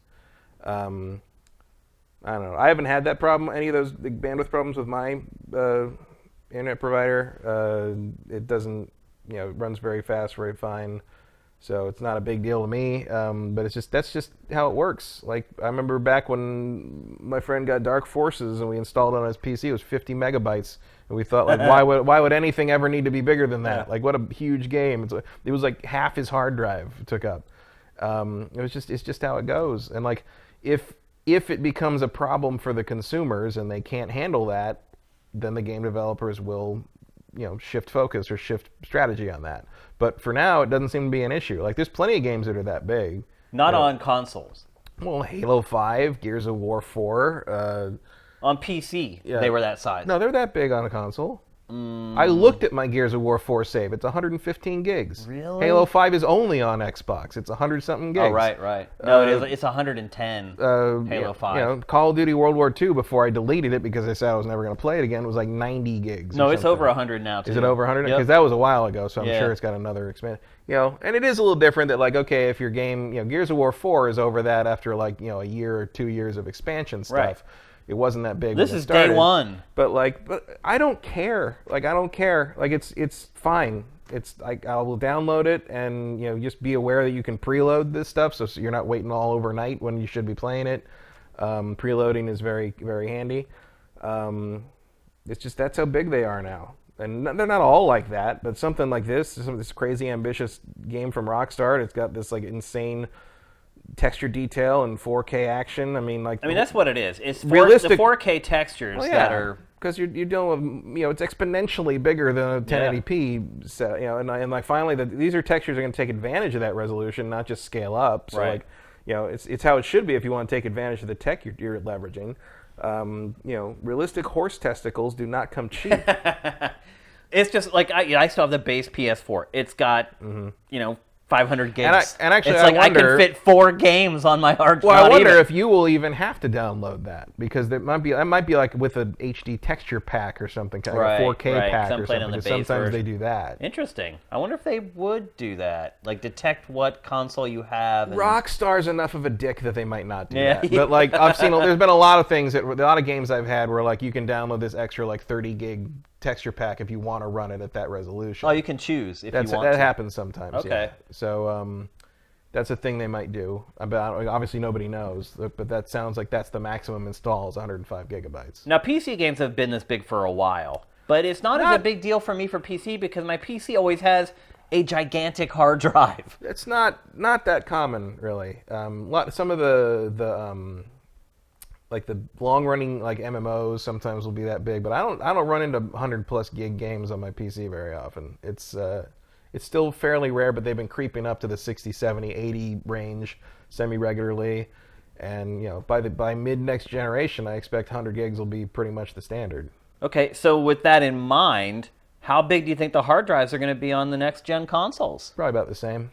Really? They don't care. I mean, the PlayStation 4 came with a 500 gig hard drive. You could fill that up in a day. I still have it. That's what I still have. I still have a 500 gig hard drive in my PS4. I mean, I put a 2 terabyte in my PS4, and it's full. Yeah. It's been full for almost a year. Every time I've been at this point for well over like 2 years now. Every time I install a game, I have to go through what I have and delete. Although, what saved me a lot of space is I finally deleted all the screenshots for the trophies. Oh, yeah. That they take automatically. You can turn it off, but like, I didn't realize that when I switched game. Well, then I switched to the Pro, they were taking like 4K screenshots. Oh my gosh. They were like I looked at the screenshot thing, it's like the screenshot folder was like 8 gigs. I was like, wait a minute, what are you? And it's because instead of being like, like a 100-something K, the screenshots were now like 2 megs. Yeah. And like, you've got a 50 trophy game, that's a lot, adds up. So basically what you're saying is that as games bloat, you don't anticipate anything adjusting to that. Because obviously bandwidth is going the other direction. It's getting more expensive and you're getting capped. And you don't think that they're going to give you any more space on a hard drive. I don't know if you're getting capped. Like, I don't know if I buy that, really. Like, a lot of people have bandwidth caps. That's not out of the ordinary. But I don't think they're happening like this weird, mysterious, I'm throttling you at 1 a.m. And I mean, I don't think that's a common thing. And How do we know, though? You don't know. How do you know that it's happening? Because it buffers literally every night at 1 a.m. on the nose. But why would they throttle it at 1 a.m.? I don't know. Because it's an algorithm. They have some data somewhere that says this is the time we can do it, and no one will notice. But do it to do what? Or a small amount of people will notice. I don't know. What's the point? To save money. Save money on what? If no one's using it, they're not. I am using it. Yeah, but why would they throttle it for a small number of people? I mean, maybe they're just throttling it to Netflix or YouTube or something like that.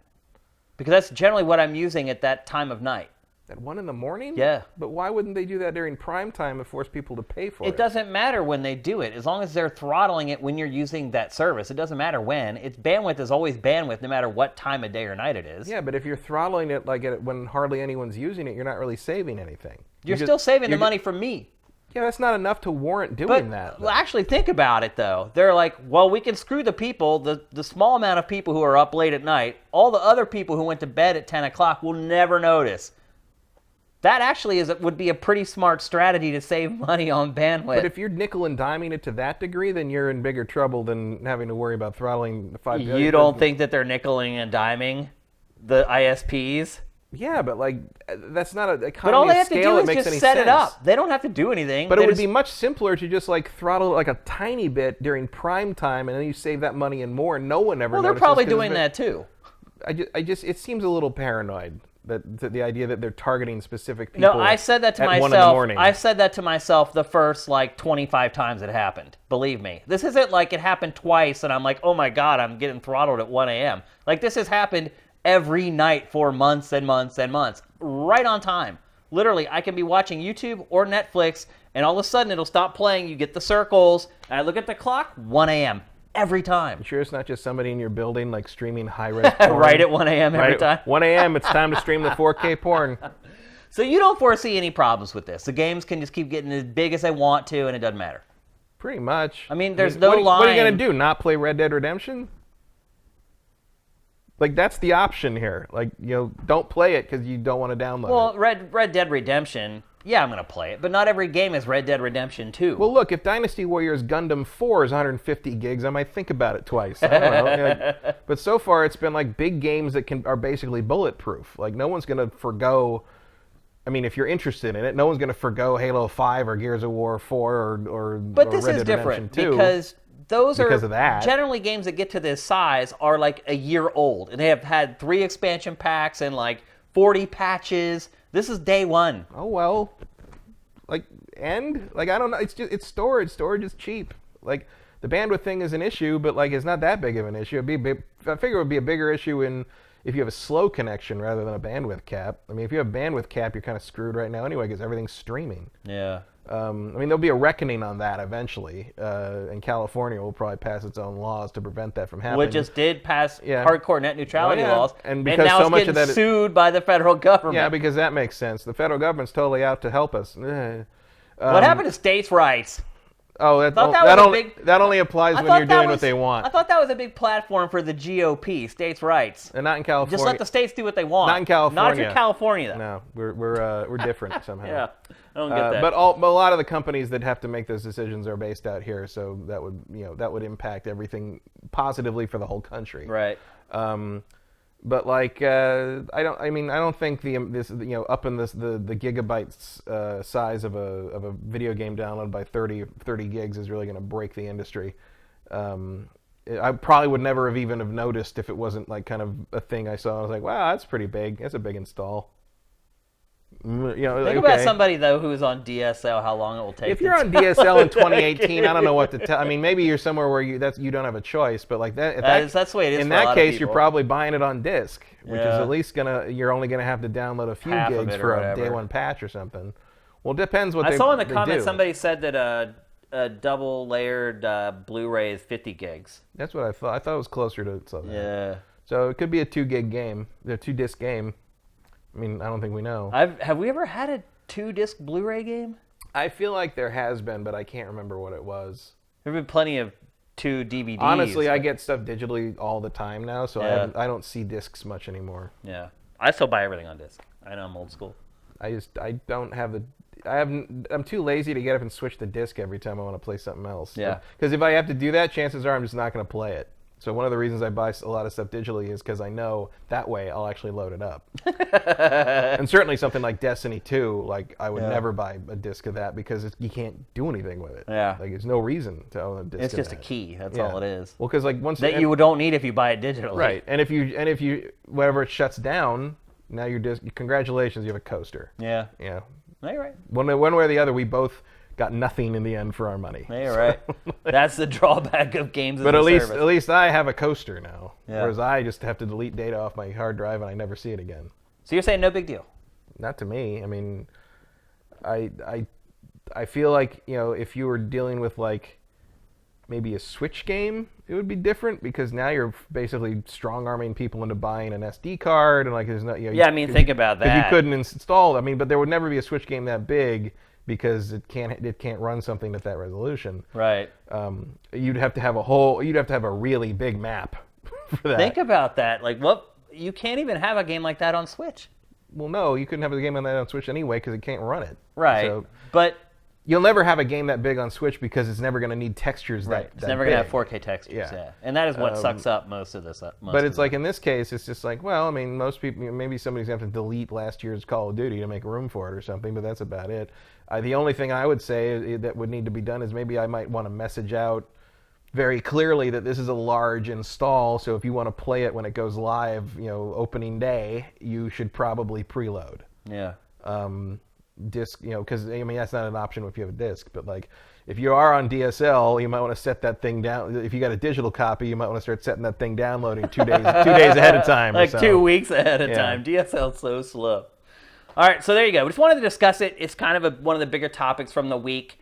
I do know a lot of people who live out kind of in the boonies and have really crappy internet where, they're pretty much their only choice is going to be to buy the disc version. Yeah. And even then, like, it'll take forever for them to download it. Because some people who live in the boonies have, like, satellite internet. Oh, satellite internet is nightmarish. Satellite internet is worse than, like, dial-up. Yeah. I mean, it's really that bad. And there are a lot of people that are living that way in America and in Europe and all around the world. So I think we're kind of spoiled. We live in urban areas where we have good internet. Bandwidth is fairly cheap. But if you live someplace where you only have one option and that option sucks, stuff like this does matter. Yeah. Although at the same time, if you live a place like that, Red Dead Redemption 2 probably isn't that much of an escape for you. No, it is your life. You're just going to sit there complaining about how unrealistic the fishing is. You're right. All right, let's move on. We're going to talk next about a changing of the guard. So some of you guys may be so young that you have never even heard of Microsoft's XO events. They used to be these annual, and in fact, you guys all know PSX, but the truth of the matter is that Sony stole the idea from Microsoft. Before Sony ever did PSX, Microsoft had its XO events, and I think the last one, I think we talked about this maybe last week, was like XO8 maybe or something. Yeah, it was certainly the aughts. It's been like 10 years since Microsoft did one of its X events. And in the meantime, Sony started doing its PSX events. Well, in the last week and a half, it's come out that the Microsoft's X events are coming back. So there's XO18, which is coming up in Mexico, of all places. And just in the last couple of days, it was discovered or announced that Sony's annual PSX event is not going to happen this year. So let's start by asking, why do you think Sony is not going to have PSX? I think they're hitting like a wall where if they show or talk about more about what the games we've seen like at E3, like you've got Ghost of Tsushima, Last of Us 2, I think you're getting into PlayStation 5 territory. I'm pretty sure those games are going to also run on PlayStation 5 and look better or Last of Us 2. Well, they absolutely Last will, of Us 2 will run at 60 on PlayStation 5 and it will run at 30 on PlayStation 4, something like that. And I think they basically know that they have to wait until E3.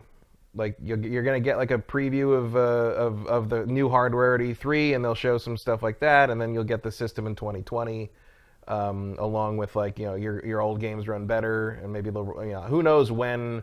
There was a thing this week with some music release where the copy they listed this Last of Us 2 and they listed it as 2019. It was like you put like but right before the show launched, you put the date of like you put like a movie or whatever, and you put like the year it came out in parentheses. They did that with Last of Us 2 and put 2019 in parentheses. So some people are taking that as some kind of confirmation that at least right now the plan is to release it next year. Did you see the report? And this is totally non sequitur. You see the report there right before we started filming that Cyberpunk 2077 is coming out next year. Really? Yep. Apparently the publisher. I don't believe that. That's making the rounds right now. That's like the big hot news right before we started the show. I don't believe that news. I don't believe it either. I mean, although it looked pretty damn good when I saw it, but like I don't. I mean, even if that's what they want, I bet it doesn't make Yeah. I'll see you in March 2020. Yeah. But yeah, I think. So you think? I think they're running up against the point where they don't have anything new to show. They'd have to show just new stuff about things we already know about, and the only real new stuff to show about that might be that they also run on the upcoming hardware. And like at that point, what's last the point? year, they didn't announce any new games, did they? I don't remember. Yeah, I don't think that they did. That PSX, I'm always a little sketchy on because it happens so close to the Game Awards. Yeah, it's hard to figure out what was at the Game Awards and what was at PSX is more of like the public gets to come play stuff, right? Like it's almost like they just put the E3 demos on the floor and let you play them. Yeah. And like, I mean, that kind of makes sense too because the E3 demos this year was Spider-Man. Yeah, that's all there was. Nothing to play. Yeah. There was nothing else to play, and Spider-Man's already out. I mean, they had demos that they showed us behind closed doors, but not that we could play. Well, not even that. Like, there was no closed door demo of like Ghost of Tsushima or something. No. I don't think. I mean, they said that was played for real. Right. But like the only other demo I saw anyone playing backstage was like Dreams and Days Gone. Yeah. Aren't those two games that could use a PSX boost though? Dreams maybe, but like I think Dreams is going to get their beta, and that's the boost they need for that. You got to get your hands on that thing. Like just standing in a convention trying to kludge together a 3D model or something is not going to give you a great experience of Dreams. Days Gone, like. But the game has languished, Dreams, for ever since. I mean, it was one of the first games ever shown for PS4. Yeah. Here we are, half a decade later. I don't think PSX would make a dent on that. It's more important to get it in the hands of people. I think a beta is going to be more beneficial than showing it at yet another show. Days Gone could maybe use something. I feel like the hype for Days Gone is deflated tremendous. I mean, granted, it's not out until next year, and they can build that up again with and certainly it looks. I don't know if you saw the stuff, but like it looks better now. Like it looks better than this footage now. Yeah. They've done some work on it. But again, I watched a guy play it at E3, and like it sure is a video game. Like that's all I can say about it. Like, it looks like a video. It's just like people make fun of like Ubisoft stuff for being like the most generic open world thing, but this is like the most generic open world game I've seen in a long time.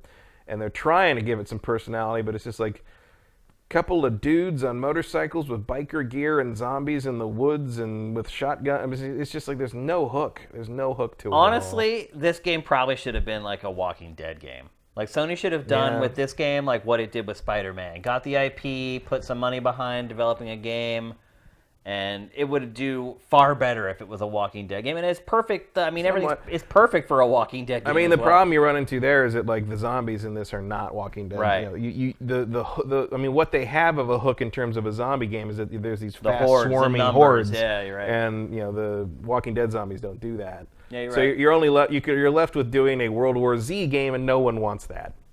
Not even the people who made World War Z. I don't know what they're going to do with Days Gone, but I feel like showing it again at another PSX is not going to, it's not going to set anybody's world on fire. I feel like they've just kind of, they've hit this weird lull where they don't have anything they can do right now. I mean, that's what happened with Microsoft when it stopped doing the EXO events. Like, it just got to the point where it's like, we don't really have anything to show with these anymore, so why would we do them? The other thing that they were doing, too, is Microsoft was doing them in, like, Spain or Italy, and it was literally paying to send hundreds of journalists there. Yeah. Hundreds. Like, literally, like, I can't remember. I guess I was at GT, Game Trailers, the last time they had one. And they literally offered to send our entire editorial team there. Paid. Hotel, flights, food, everything to go to these. And maybe it just became where they were like, wait a minute, like, we're spending so much money to get people out to these places. But now they're doing it in Mexico.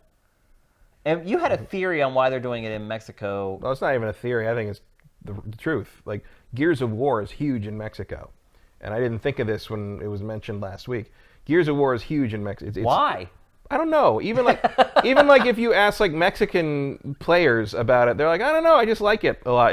Like for whatever reason, that game resonates in Mexico and always has. Like I remember the voice actor for Dom mentioned it. Like it was around like Gears of War 3 in the middle there. We were hanging out with him at E3 or something like that, and he was basically talking about it's like, yeah, we're huge in Mexico. Like we're like so celebrities in Mexico. Like. And so I'm betting that like Gears of War 5 is going to be a focus, since they're going to do it in Mexico City because that's where their audience is. I mean, the Xbox is doing better than the PlayStation 4 in Mexico. Yeah. In large part, theorized because of Gears of War 4. So if that's where your fans are, go to them. I agree with them on that. So we know why they're doing it in Mexico, kind of. Why are they doing it at all? They actually got stuff to show? Do they? Well, that's the thing is like I think they're going to show some of the stuff the 4 new developers they bought are working on. I think so they're premiere early, some though. stuff. I mean, that was just announced at E3. Yeah, well, I'm sure that's all that stuff they announce. We're months behind the curve when we find these things out. Like it's like how when you see like a demo or something of a game, that demo's 5 months old.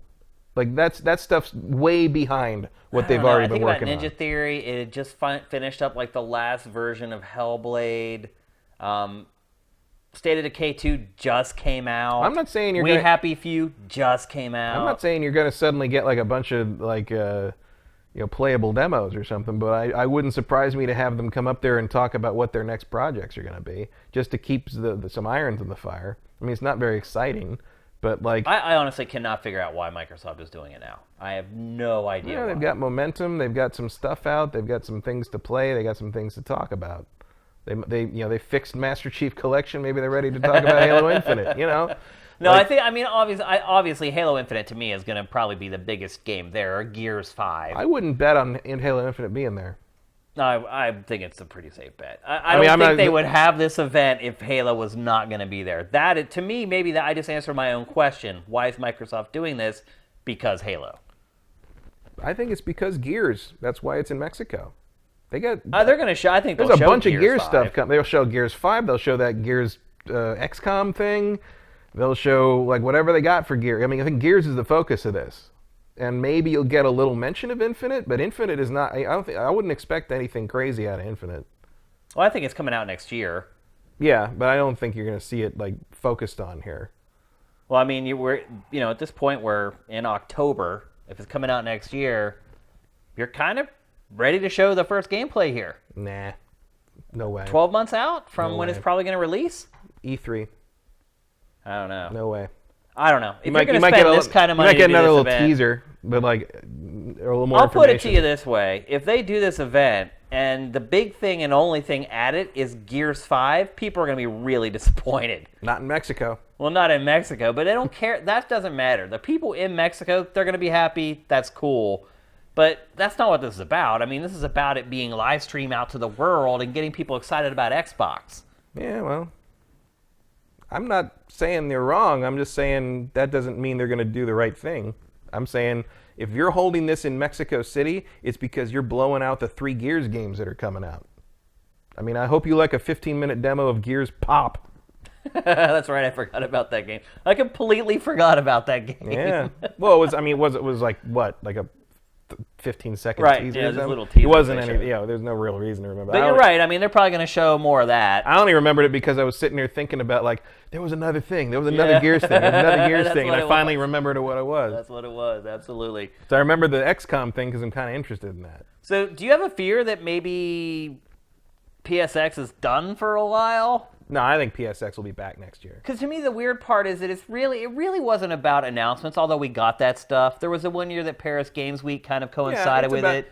I think it's mainly because they have nothing to put in anyone's hands. I mean, their big demo at E3 was Spider-Man, and that's out. And previous years, a lot of the function of PSX seemed to be we're going to take all the stuff that we showed at E3 and we're going to put those same demos on the floor for the general public. But they had a lot of third-party stuff at PSX too. I mean, and I just think they're about to hit a transitional period, and they don't want to show us anything right now.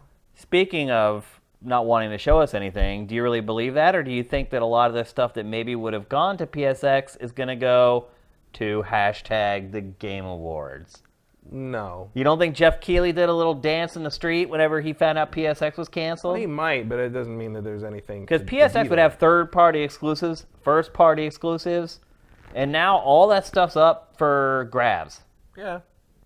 But so we were saying earlier how we'd be confused trying to remember what was at PSX and what was at the Game Awards. But it depends, like, if you're not going to do PSX, you're also not going to waste the bandwidth and manpower to make anything to show in December, which means it's not like everybody was making a demo or a trailer or something for PSX and all of a sudden the rug got pulled out. Now we got to find somewhere to put the demo or the trailer. Oh, let's call Jeff Keighley. Like, if this was not part of the plan, no one is diverting manpower or resources to making anything for December. So there's chances are there's just nothing to show. Like, I can't think of a reason you'd want to do that right now. Let them premiere Death Stranding for the 15th frickin' time and call it a day. That's a Sony game. That's one of their things. I'm sure there'll be Death Stranding stuff at Game Awards. Well, yeah, it's Keighley and Kojima bros. And you may be right. Maybe like Kojima being such bros and Death Stranding being so tied in with Sony, like maybe Kojima talked to Sony and was like, hey, if you don't want to do this thing, you should have just hand stuff over to this. It worked for me, Yeah. Look where I am now, So maybe you're right. Maybe Kojima's influence has convinced Sony to maybe do some stuff for Game Awards. I don't think that. I definitely don't think that. I think that's a long shot. I think most likely you're going to get some Death Stranding, and we're going to have to wait until next E3 to see more Last of Us 2 and Ghost of Tsushima. Well, look, I think a lot of publishers built PSX into their annual schedule. And they're like, okay, if we could have something... Oh, you mean like third parties deciding... Yeah, I mean... And I think Keighley now will be able to swoop in on that stuff and get those trailers and stuff like that maybe might have been debuted at PSX. Well, I also don't think that a lot of those third parties would not be unaware that they weren't doing it now. I don't know. Well, because you got to have time to make stuff, so they would have been informed. I mean, they probably got like a 4-month heads up or something. You usually get 6 to 8 months to do something like that. But I'm sure they knew by E3 time that PSX was not going to happen. I don't know. I talked to a lot of people at E3, and nobody said anything of the sort. Well, because they wouldn't be allowed to say anything like that. You know how it is, though. People go out, they get drunk, they talk. Yeah, but they just know who they know who they can trust to not leak the stuff out to other people. I think PSX isn't happening this year is also not a tremendous top of mind story at that point. It's a pretty big deal. I think it's less of a deal than you're making it out to be, unless you're working with Sony, probably. Or you're a PlayStation fan. I mean, this was your chance to go play PlayStation's games and all the third-party stuff, and hang out with a bunch of other cool gamers. Well, that was E3. It's open now. Ish, yeah, I guess. Wait 3 hours in line to play Spider-Man. Yeah, that's pretty much all you could do. I mean, that's what PSX would be anyway. Yeah. Except you already own Spider-Man, so why would you do that? Well, you have Days Gone and some of the other stuff there. I just feel like the stuff that they had available to put on the floor for the general public, I think they just looked at that and said that's not enough to charge people money and expect them to come do this, and it's not something that's going to, light up the internet. Right after holiday season, let's just call it off until next year. Next year we'll blow it out because we'll have new hardware to show off. I think that's what's happening there. All right, let's move on. We're going to talk about Sony again. Sony finally relented, Matt. Sony. Yeah, it's Sony's world. We're all just living in it or playing in it. Well, now we're playing with it. Yeah. So Sony finally relented this week and announced that it was going to allow cross-platform play on PlayStation 4. Obviously, the big game that everyone's all bent out of shape over is Fortnite. Mm-hmm. And that's because Fortnite, the way the accounts were working on with the game, it's got really, really messy. Basically locked you out of the account if you wanted to play it on Switch, but you ever played it on PS4. Right. And I guess that's not fixed yet, but it is getting fixed in November, I want to say. I think I read that. And actually, I have the quote loaded up here from Sean Layden announcing why they decided to do it. Yeah, if you want a fine example of corporate PR speak. Yep, in here I'll read it for you guys. And this is all a big bunch of baloney, if you ask me. This is something we know about. We know this is a want. This is a desire. And this is so Sean Layden as well, the way this is all worded. I should read it like him. This is a desire. And we want to deliver that in the best way possible. Now, enabling crossplay isn't just a flip of a switch and there you go. It's a very multi-dimensional attribute or feature. So didn't the Rocket League guys basically say it's pretty much just flipping a switch? Yeah, literally, they said it is just flipping a switch. So we had to look at it from a technical point of view. We had to look at it with our partners from a business point of view. Your partners are the ones telling you they want it. This is all a bunch of malarkey. All the malarkey with the shenanigans and the goings-on. We have to make sure that if we enable this, we do it the right. We do have the right customer service support. Do we have the right messaging out there? Play the game. You might see Xbox players. Don't panic. There you go. There's your messaging. It's rather ordinal. He used the word ordinal. Everything has to go in a certain order to get them all set up, and that's why it has taken us longer, certainly, than what I would have wanted. But it took us longer than what it was going to take to get it ready and get it done, which is why we were able to not only announce it this past Tuesday, but enable it at the same time. Ooh.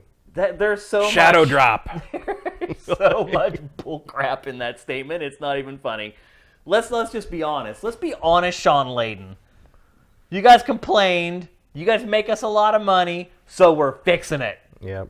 That's pretty much all it comes down to. I'm pretty sure this is happening because Fortnite. Oh, yeah, absolutely. Like, if Fortnite wasn't the juggernaut it is, they never would have budged. But I can only figure they were getting heat from the customers and from Epic, and I mean, they were getting razzed by Microsoft and Nintendo online. I mean, Nintendo didn't play those reindeer games very often. Yeah. But even they were getting into they were playing along a little bit. Well, yeah, they were taking Nintendo UK. Sony. Yeah, absolutely. They're like, hey, this is our one chance to take some shots at Sony for being anti-consumer. Yeah. But this is just what Sony does when they're in the lead. Yeah. Pretty much. They do what they want until they're at a point where they can't do what they want anymore. Yeah, and then they'll be dragged kicking and screaming into doing what people want them to do, and they'll come up with some weird justification in PR doublespeak that explains why it's totally the right time and the good thing to do now.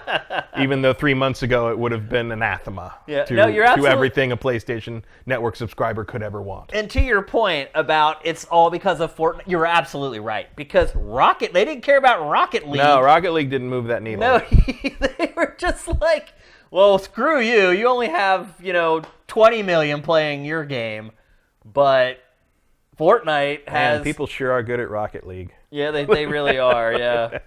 Absolutely. Yeah, this is obviously Psyonix playing. This is one of their polished trailers or whatever. But, yeah, to me it's just... And look, ultimately, who cares why it happened? Mm-hmm. And everyone's going to be able to play against people on PS4. Yeah, it's just one of those things, like, just remember...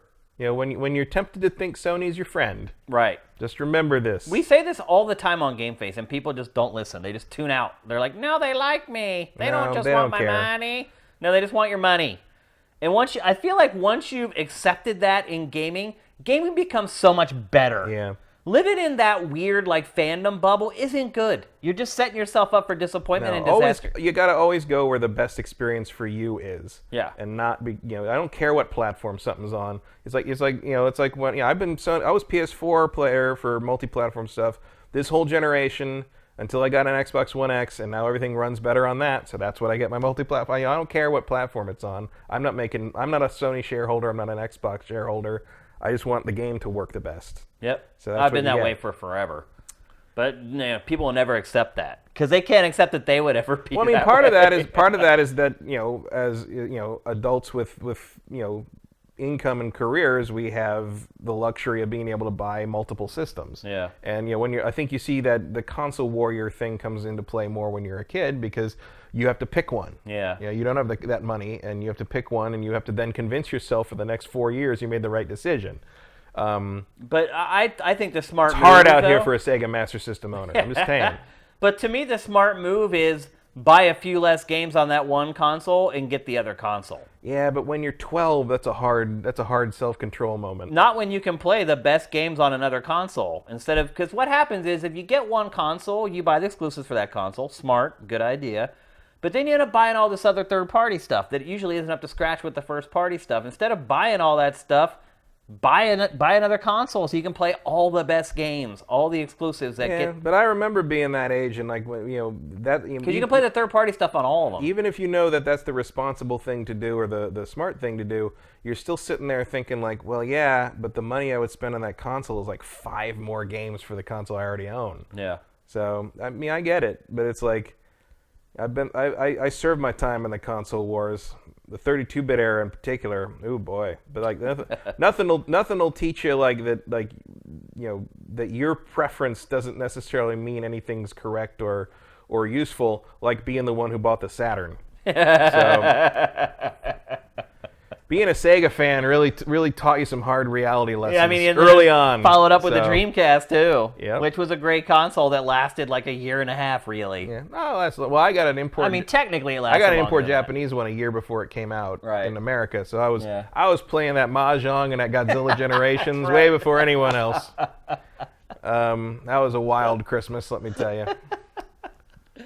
Oh man, so all's well that ends well. I think what this is best for is I think it will motivate, and it provided everyone stays on board and everyone's cool with it. Well, we got new systems coming up, so I know it could starts all be over thrown again. out the window again. But I think what it really does is it will motivate smaller teams with smaller budgets to maybe at least take a stronger look at multiplayer connectivity, because now they don't have to count on that one audience on that one console supporting their whole ecosystem. They should have enough players between all the different platforms to make multiplayer viable for everybody. And that really was the big problem and the holdup with all of this. Well, let's not forget also that like there's probably no mode in multiplayer more vulnerable to player population problems than the battle royale. Yeah, you're right. Like that is, if you don't have a robust population, your game dies. That has been proven over and over again, and it's going to be proven again and again. If you can pool all the consoles, I mean, it helps. It's going to help. Absolutely.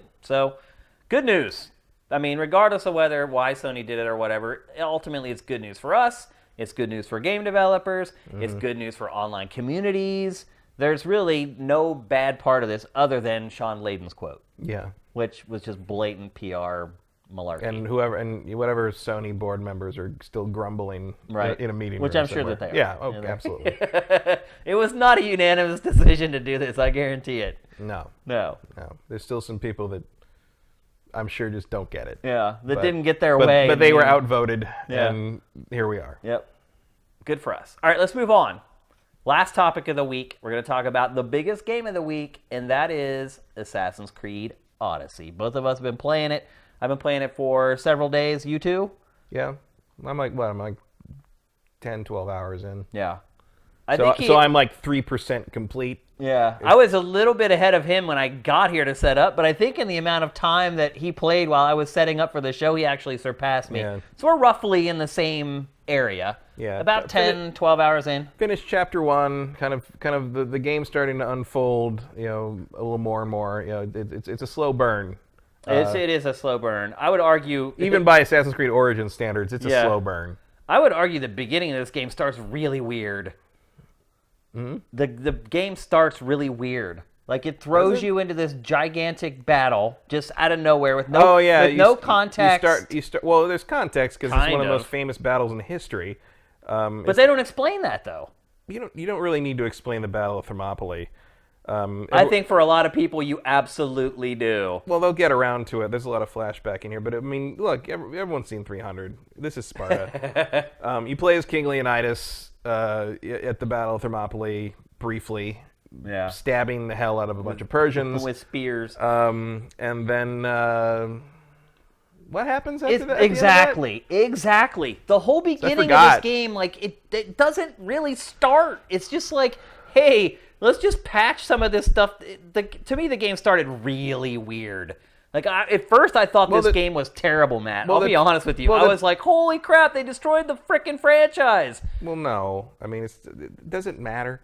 Because now I remember because the trick in this is like so the character you play does not use a hidden blade, right? Departing from every other Assassin's Creed game. Because this is a prequel. It's 431 BCE. Yeah, it's like 400 years before Assassin's Creed Origins, which makes me wonder why you called that one Origins. If because they never counted on this one coming. Yeah, well, you're kind of retroactively in a so now you've had 2 Assassin's Creed games in a row whose initials are ACO. Yeah. And it's not. I mean, you can't call this game anything other than Assassin's Creed Odyssey. I mean, you have to call this Odyssey. You're literally sailing the wine dark sea to in a quest to return home. I mean, it's literally the Odyssey. Yeah. But like the thing that your character kills people with is like the tip of Leonidas' spear. Yeah. And in the Leonidas section, you're fighting with the spear, which is not broken apart yet. And at the end of it, it flashes to modern day. And the same woman, Lydia or something like that, like the woman who was in the Animus in Origins is also in this, and she digs up the spear, which was under about 3 rocks. It turns out the 2,000-year-old spear was real close to the surface with a book. But see, Matt, I never even connected that the spear that they just cut, and it shows her like from the perspective of if you're the spear, her pulling away a couple rocks and pulling the spear out. I never even connected that. What she was pulling out of that hole was the spear from the battle before. Like, I had no idea. The whole thing just starts so weird. And I was, like, petrified. I'm like, oh, my God, they ruined the IP. What have they done? Well, and then it actually starts, and it turns out it is a real Assassin's Creed game. Of course, that's a weird thing to think. Like, like the story isn't really that important for the most part. It's the setting.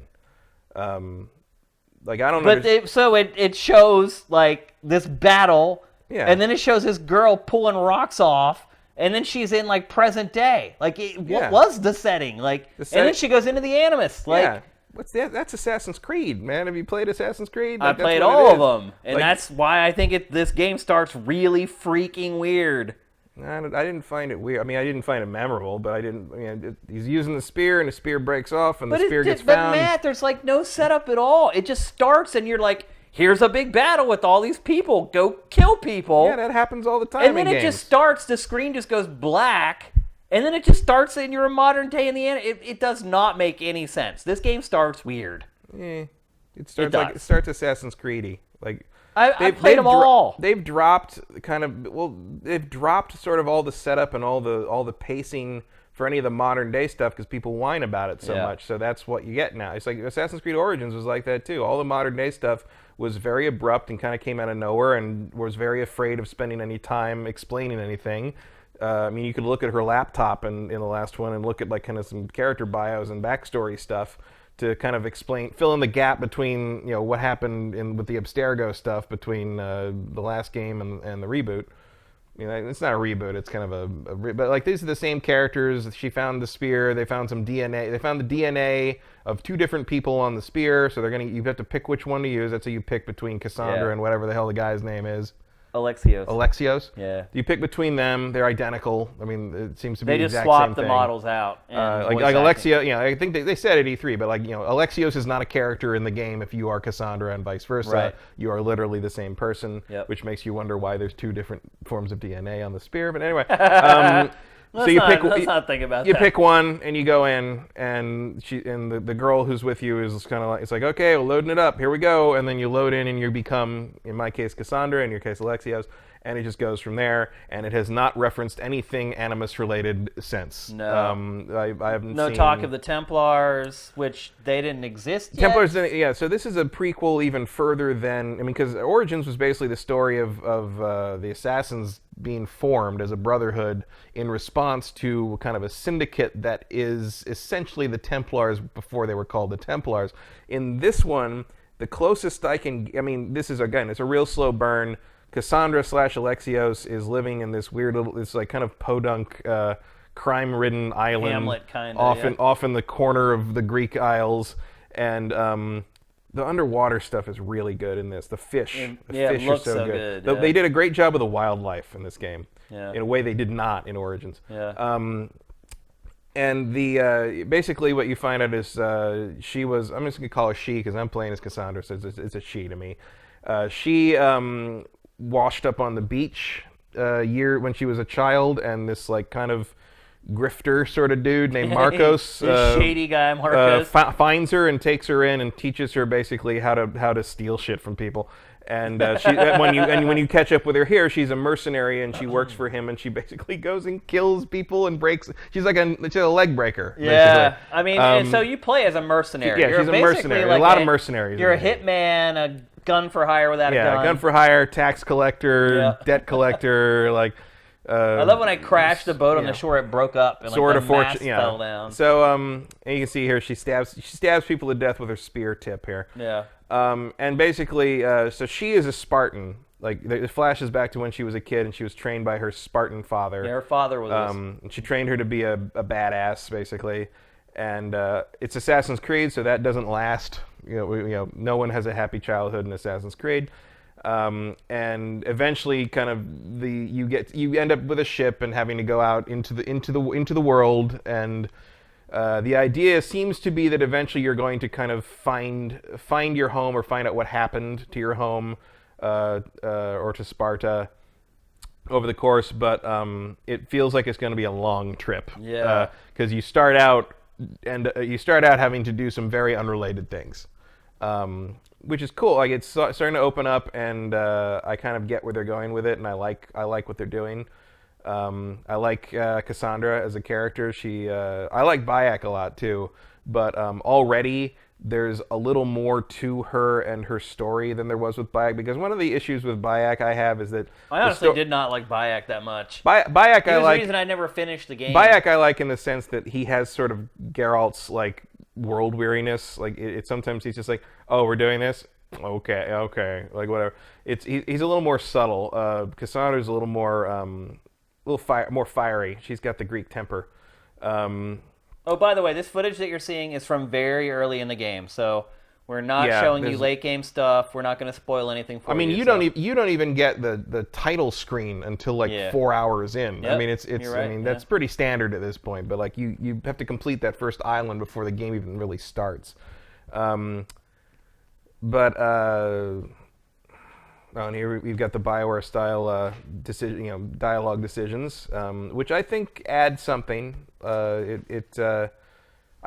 thing I found myself doing certainly about by the halfway point of Assassin's Creed Origins was just sort of like going and looking at something else whenever Bayek would talk to somebody. That was in part because the story of Assassin's Creed Origins is Bayek and Aya having the same conversation 9 times until the game ends. Like there's no real progression there.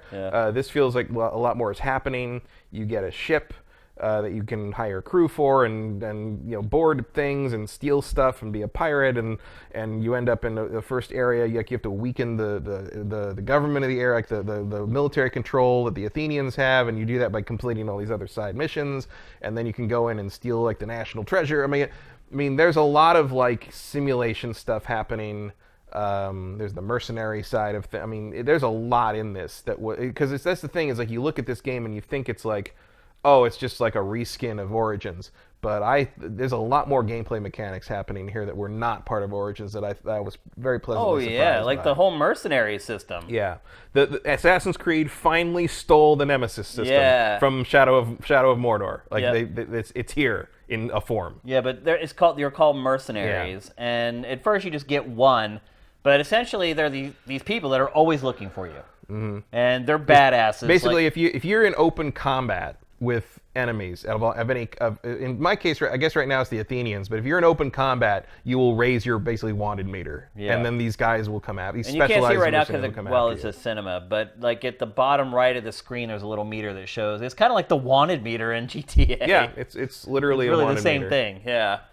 But the mercenaries are cool. You're actually a mercenary yourself, which is a little ironic. Because you actually are because there's like a long line. There's like a spectrum of, you go to the mercenary tab, and it's like 9 tiers of 4 mercenaries each or something like that. And you're on it. Like as you kill each mercenary, you move up it. And at a certain point, like around tier 7, you'll get the ability to participate in arena battles. So this is a whole like kind of almost a gladiator style thing. But it's also like an open world, like these guys are just roaming around, and if they see you, sometimes you'll see like I've run into really high level ones that look at me and they're like, oh, you have a bounty and I could kill you, but I'm not gonna because you're not worth my time right now. But you should be careful because this dude's after you. And then you'll get a little thing that says like, this guy's after you now. Yeah. The way you discover these are really interesting. And like I had tracked, like the first one I had tracked him, but I wasn't paying attention. And I went to finish a side mission.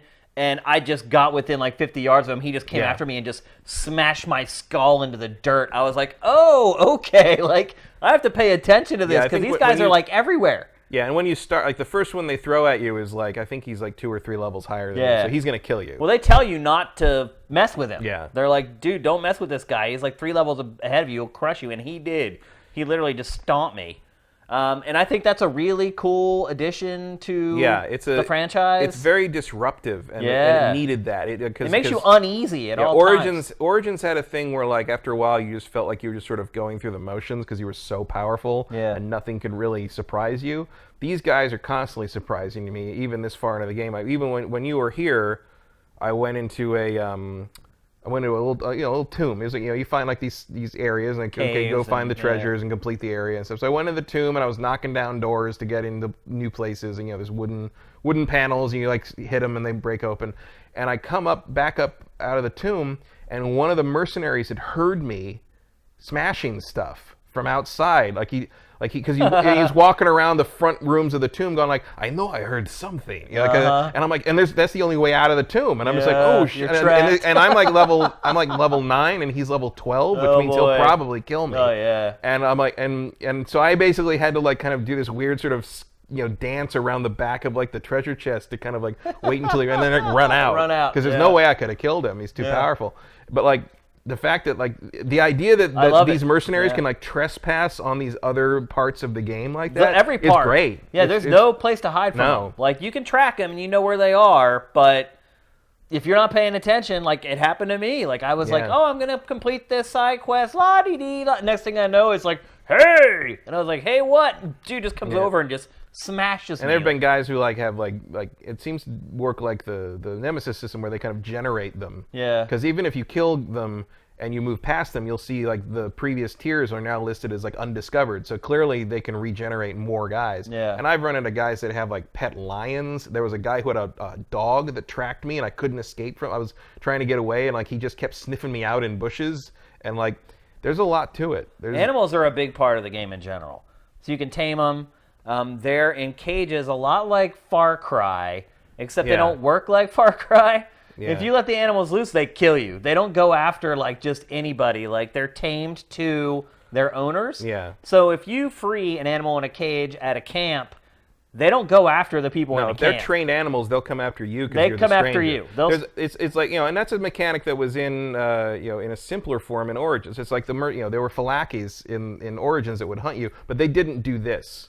Like I never had a problem with one of the guys hunting me in Origins because they stayed in their little section of the map and you never saw them again. Yeah. But like these mercenaries, this is a completely different game in ball game. I mean, not a video game, but I mean like the way the mercenaries work in this, completely unlike the guys who are like hunting you down for the Pharaoh in Origins. It's a much more dynamic and much more emergent system.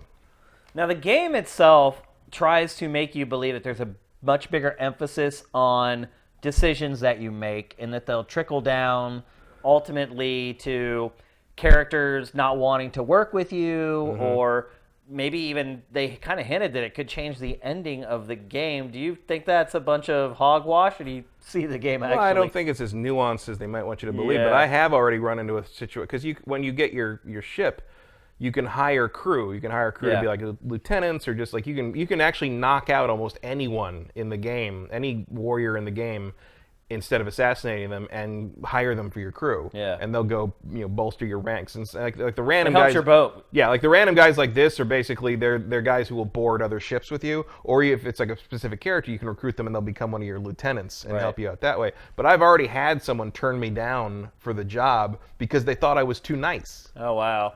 So because I'm not going around like killing people like with no mercy, because you get choices like, okay, you all die, or you can like let the people go or whatever that stole the thing because they were hungry. The choices are binary. They are binary. There are many shades of gray in there. There are binary, but it's not like a BioWare game where you'll always get a better outcome with people if you're nice. Yeah. Because already I really wanted that one character to be on my boat, and she basically said like, nah, you're too much of a goody two-shoes. I'm out of here.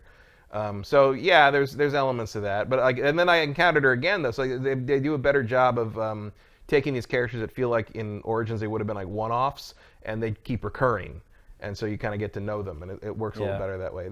It's basically, it's not like totally dissimilar from Origins. It's they're working with the same tool sets in a lot of ways, but it feels more concrete. It doesn't feel quite as much like a proof of concept in some places. It feels like it knows what it is. It's got its feet on the ground. It's trying to make all these systems work together, and it doesn't feel quite as compartmentalized as Origins did. And I think that's really a satisfying thing. I'll say this, at least based upon what I've played so far, this feels the least like an Assassin's Creed game of any Assassin's Creed game I've played. Yeah, I think this game has completely made the transition into an action RPG, an open world action RPG. Like the Assassin's Creed games used to be just action games, story-driven action games.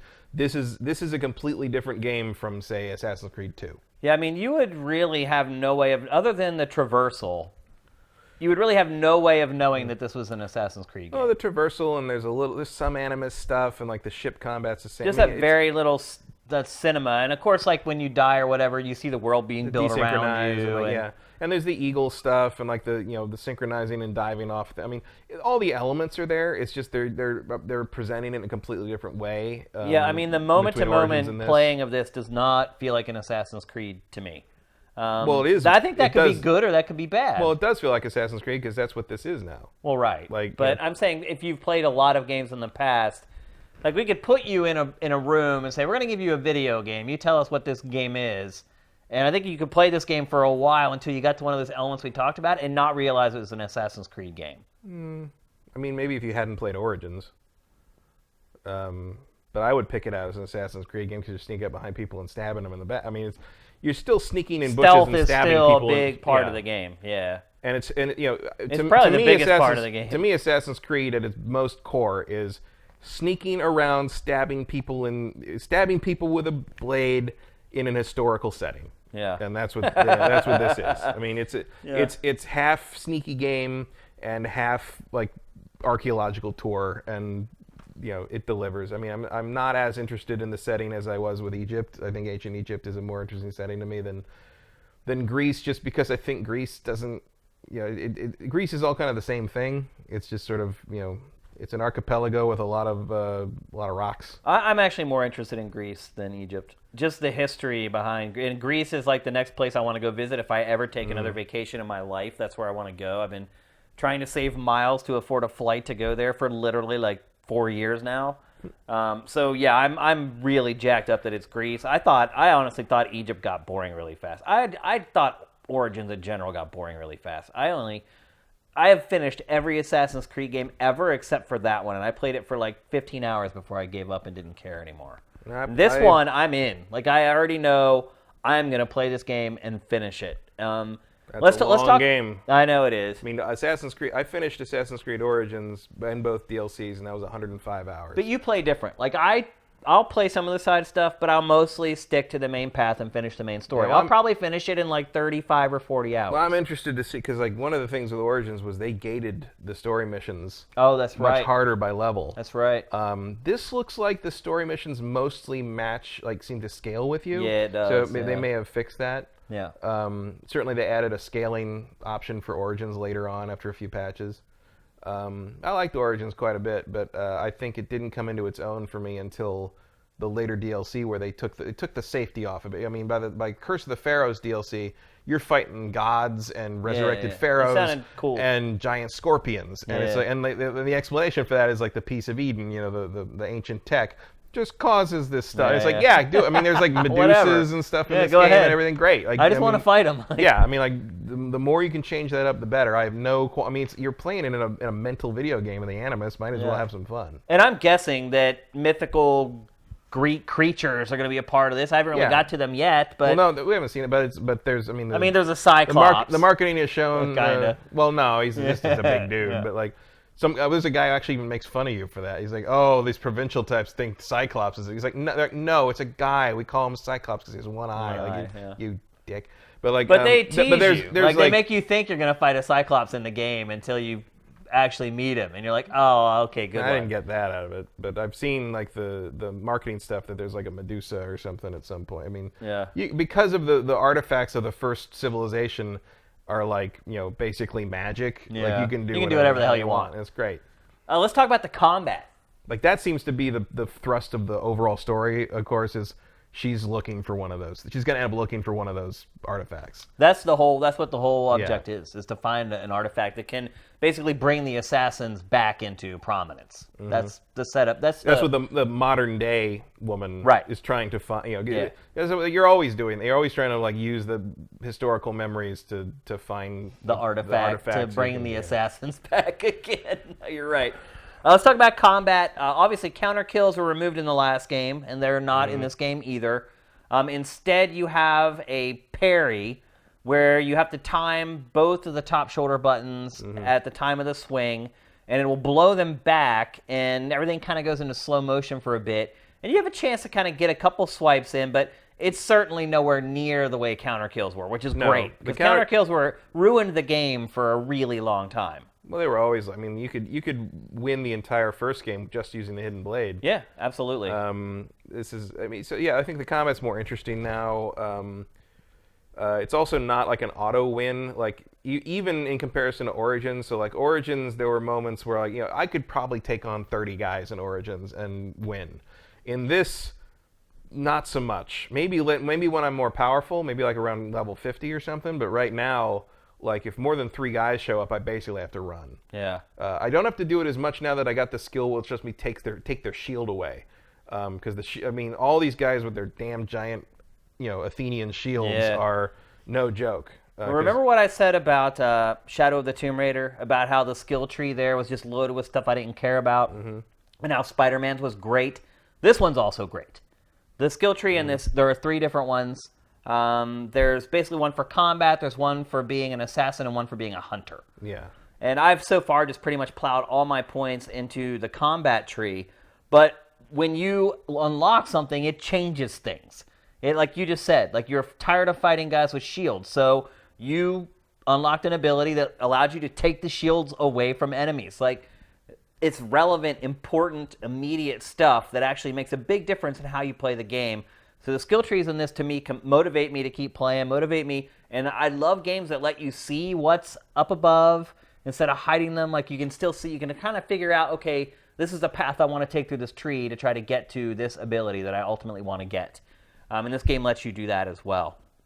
The combat, still, it's a little janky. Like, it still doesn't feel... It's no Dark Souls. Good. Yeah, it's like, there are moments where, like, your axe or whatever you're using is just swinging wildly in the wind and you're taking hit points off of enemies.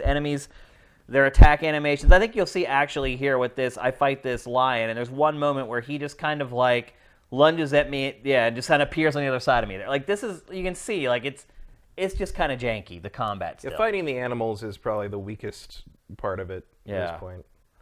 I think for the most part they've improved it. It's not quite where it should be. Yeah. But it works. Like it's certainly one of the more interesting combat systems for an open world game. It's a good reinvention, and I think maybe give them another game and they'll be there. So far, I don't think they've addressed one of my key concerns in terms of like, okay, so Origins sort of took a bunch of pages out of The Witcher 3's book. This plays much more like The Witcher 3 than most of the previous Assassin's Creed games did. I would say that they need to work on making the writing better. Not that the writing is bad. No, it is. Some of it is bad, Matt. But like the side quest stuff just doesn't have any meat on it. You know what I mean? Like the main quest and like the characters you run into are fine, but like if you're gonna ape The Witcher 3 this hard, you're gonna have to step up in the ways The Witcher 3 did, and the side quests in The Witcher 3 are better than the main story in this game, and they should be focusing on that for whatever the next game they make is, I think. Some of the writing is bad. Some of the voice acting is literally laughably bad. Like, you can tell that they're voice actors who are not Greek trying to speak with a Greek accent. And like, there's like I can't remember what game you were mentioning it last episode, where you said like literally within one line you would hear them like change their accent. That was Dragon Quest 9. Yeah. Dragon Quest 11. Yeah. And I saw that there are instances of that in this game as well. Not the. I've been very impressed by Cassandra's voice actor. Yeah, she's very good. She might be legitimately Greek. The main cast tends to be pretty good. The incidental characters. Alexios are is weaker. not great. No. Nope. Some of his lines are not delivered very well. In fact, I now regret. I think I should have played with Cassandra instead. But, and then visually, coming here and seeing it on your 4K TV, running on Xbox One X, it literally looked like a different game to me. I'm playing it on the base PS4, and it looks good, but there's all kinds of... And maybe you even get this on the X. Like, there was one character I met that was wearing, like, a straw hat. Or not even a straw hat, but, like, a hat that was, like, woven or whatever. And, like, you could tell that they had, like, attached the top of the hat to the brim of the hat, and there was a seam in between, and the lighting was coming down the seam and, like, on her face. Like, there's little stuff like that all through the game. Like, it's rough around the edges, I guess is the best way I could put it. Yeah, I think that's kind of the... It's kind of Assassin's Creed, really. Assassin's Creed, but it's also just sort of an open world game. You can't predict every possible interaction. The one thing that I would like to see addressed, and maybe it needs to be addressed next generation, is early on, after you leave the first island, you have to talk to this Spartan, like, lieutenant guy. Like, the Spartan, you're trying to talk to the general, but he won't let you, so you have to talk to him and do some favors for him, because it's an RPG. And the guy you're talking to is in full, like, kind of bronze armor, but it's doing the thing that games do all the time, where he's talking and moving in the cutscene, and the armor is morphing with his character model, because it's like clothing. It's like it's moving like cloth clothing. Yep. I would love to see, maybe next generation as we move in there, armor that is like metal, made out of metal, like literally, the body moves underneath, but the armor doesn't stretch with the character model. Because we've kind of gotten there with clothing. Like, clothing used to be part of the character mesh, and now like they do clothing that kind of sits on the character model, looks like real clothing. But they haven't quite gotten there with armor. I had that same issue with Kingdom Come Deliverance. They did that in that too. I just think it looks. Well, like the game looks so good now that looks so cheap that it distracts me. Well, then, like, the necklaces and stuff are independent in this. Yeah. Like, you'll see them sway side to side while you talk to a character or whatever. A little more than a necklace would, even. It's like, little things. It's, you know, especially in a game that looks this good, kind of on a macro scale. It's the little things that kind of take you out of it. And then apparently later on in the game, you get into the system called the Nation Struggle System, where you actually have to join sides of the war. I have not got there yet, so I can't really comment on it. That seems pretty far down the line, but you can see if you look at the world map, and like it shows you that each territory is controlled by either the Athenians or the Spartans. Yep. And I'm working for the Spartans right now, but the Spartan soldiers all have life bars, and I always have the option to kill them or assassinate them. Yep. So clearly you can play both sides as much as you want until like probably there's going to force you to eventually make a choice. You'll probably have to pick sides, probably for a big war at the end or something. Let's see what else. Yeah, I think that's pretty much everything I have. Those are all my notes. Obviously, there's obvious love options in the conversation trees. There's a little heart next to the conversation option. And you'll be able to pair up with anybody. Yeah. There's no difference between Alexios and Cassandra in that regard. You can woo the men, you can woo the women, you can woo nobody, you can do whatever, you can woo both, whatever you want.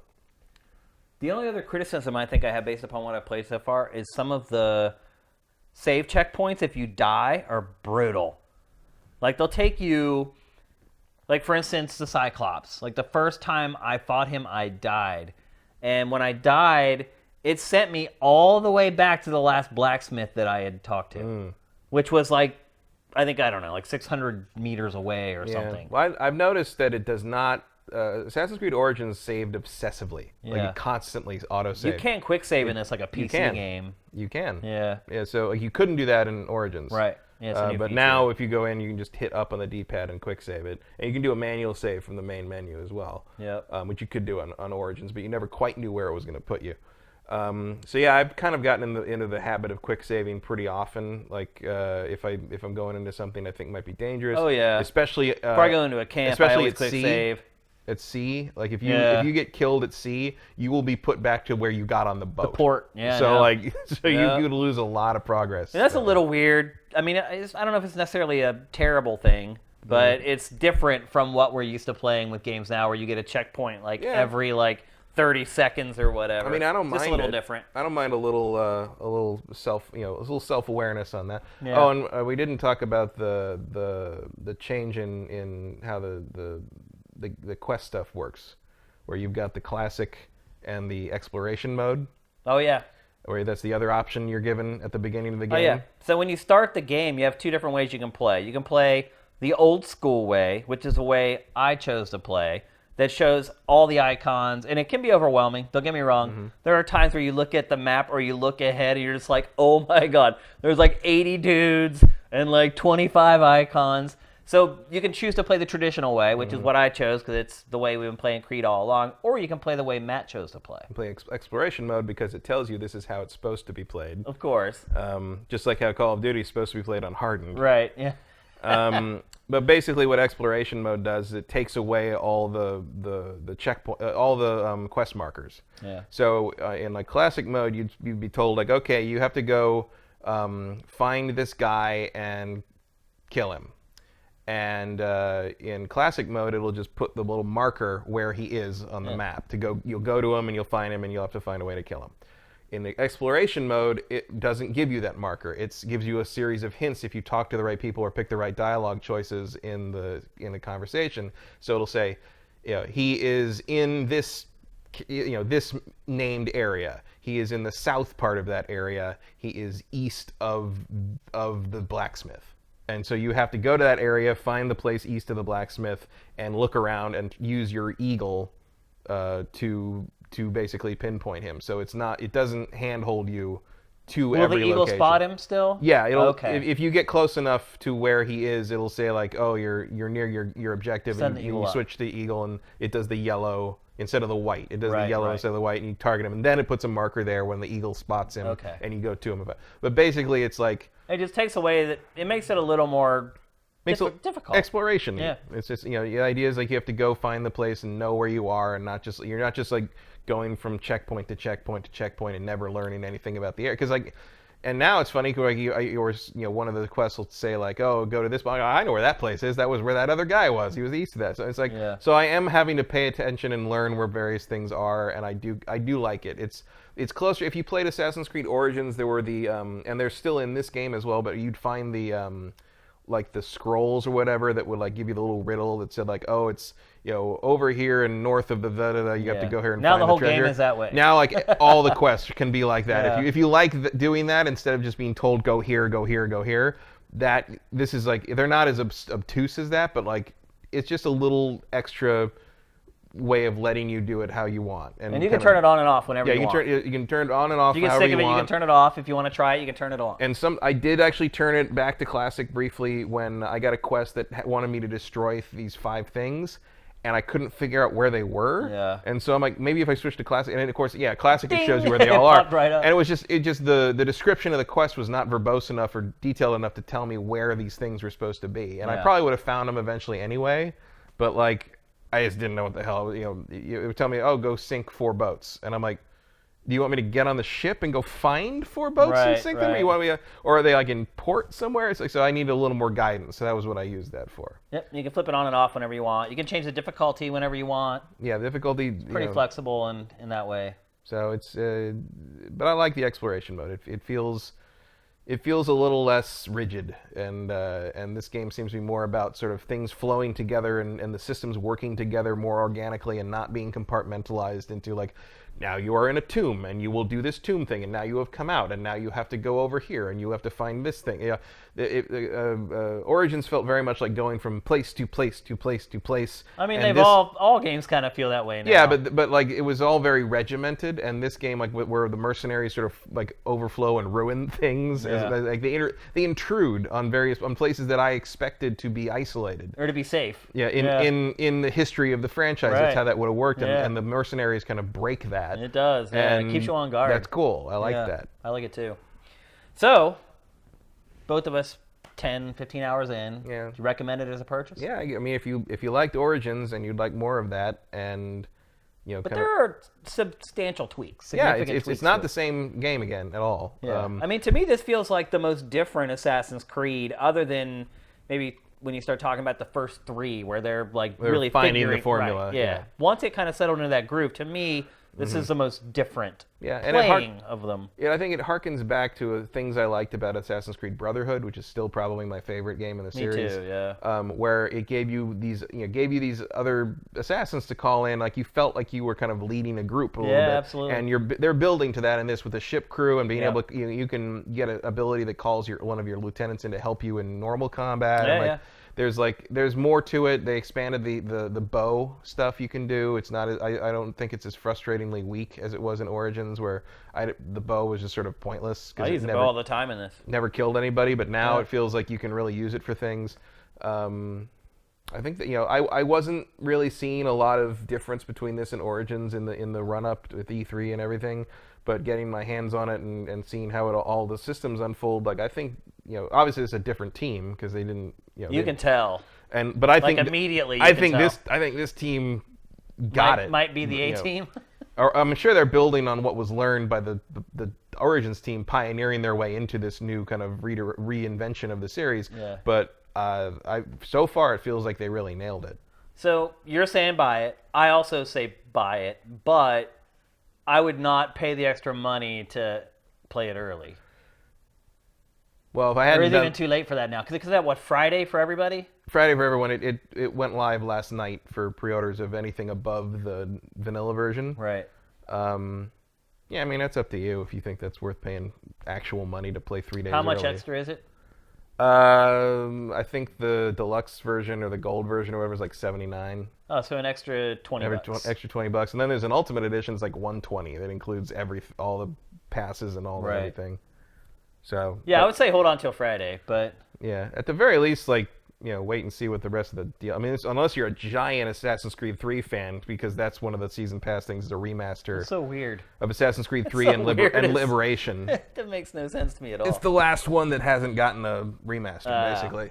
Still though, everything else is either this gen or got some kind of remaster, except for the first one. I don't think a lot of people want to play the first one again. No, it's hard to play it now. It's a little clunky.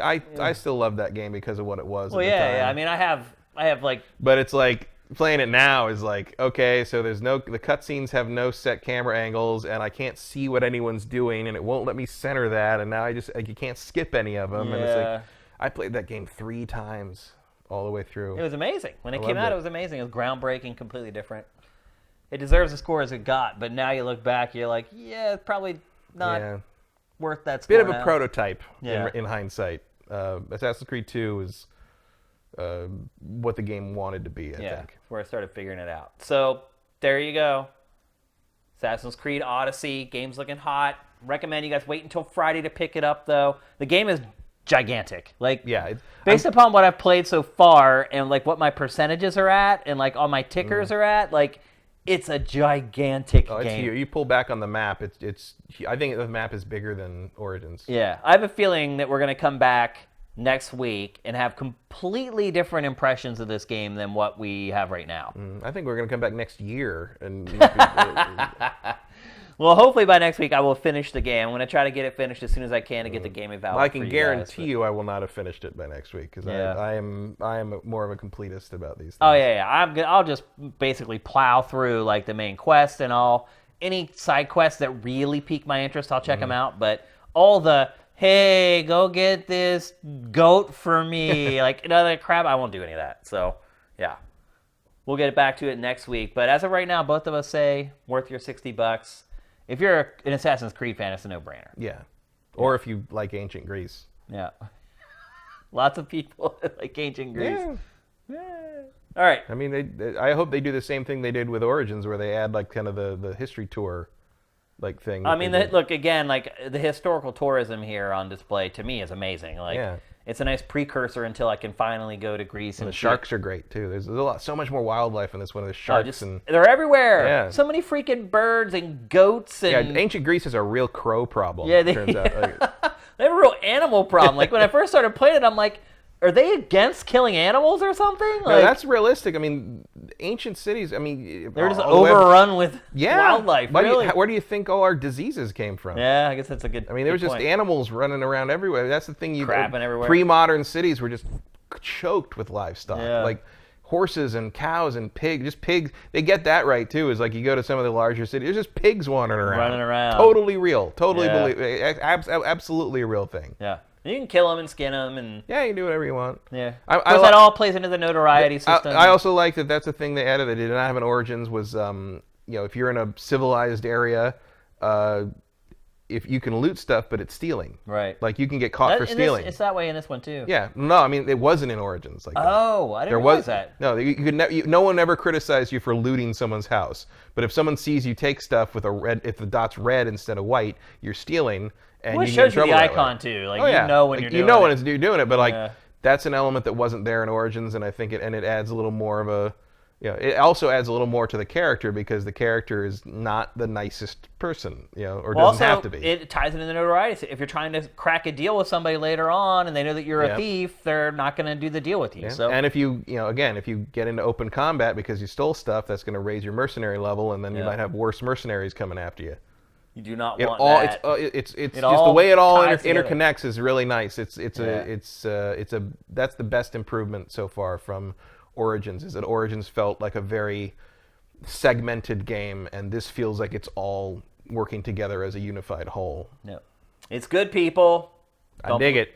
Yeah, I do dig it. Yeah, based upon the reviews that I've seen so far, they're pretty legit. I mean, I can already say that it's nowhere near like a 10 or anything like that, but. No. I'm having a lot of fun with it so far. And it's time for our trailer of the week. And we've been talking all kinds of smack about Fallout 76 for the last month. We're like, when do we get to play it? Well, there is a playable version out there because Bethesda allowed a sick boy to play it as his Make-A-Wish Foundation wish. So there is a playable version of this game out there. There's also a beta coming very soon. And just today, Bethesda released the opening cinematic for the game, and we're going to show it to you right now.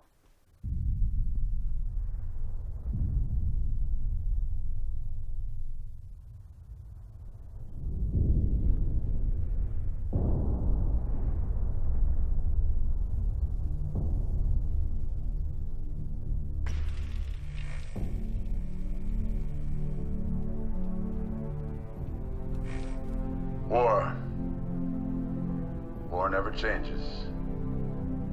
In 1776, this great nation accepted that armed conflict was the only way to preserve our rights to life, liberty, and the pursuit of happiness.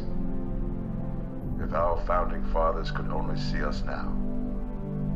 From Antietam to Amiens, Okinawa to Anchorage, we have fought. And now, the Red Menace is at our doorstep. Democracy itself is under threat of annihilation. That is why today, July 4th, 2076, 300 years after our great nation began, we gather together to honor the completion of Vault 76. This sprawling underground shelter may have been engineered by Vault Tech, but it was built by you, the good people of America, so that if the bombs do come, if the end does come, our way of life will endure. But not everyone will be saved. Those chosen to enter this vault must be our best and our brightest. For when the fighting is stopped and the fallout has settled, you must rebuild.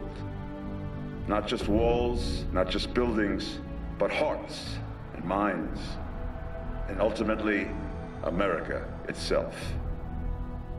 So as we stand here today, we pray that the world will know peace. But if that is not our destiny, if war must come, we stand together knowing But here in Vault 76, our future begins.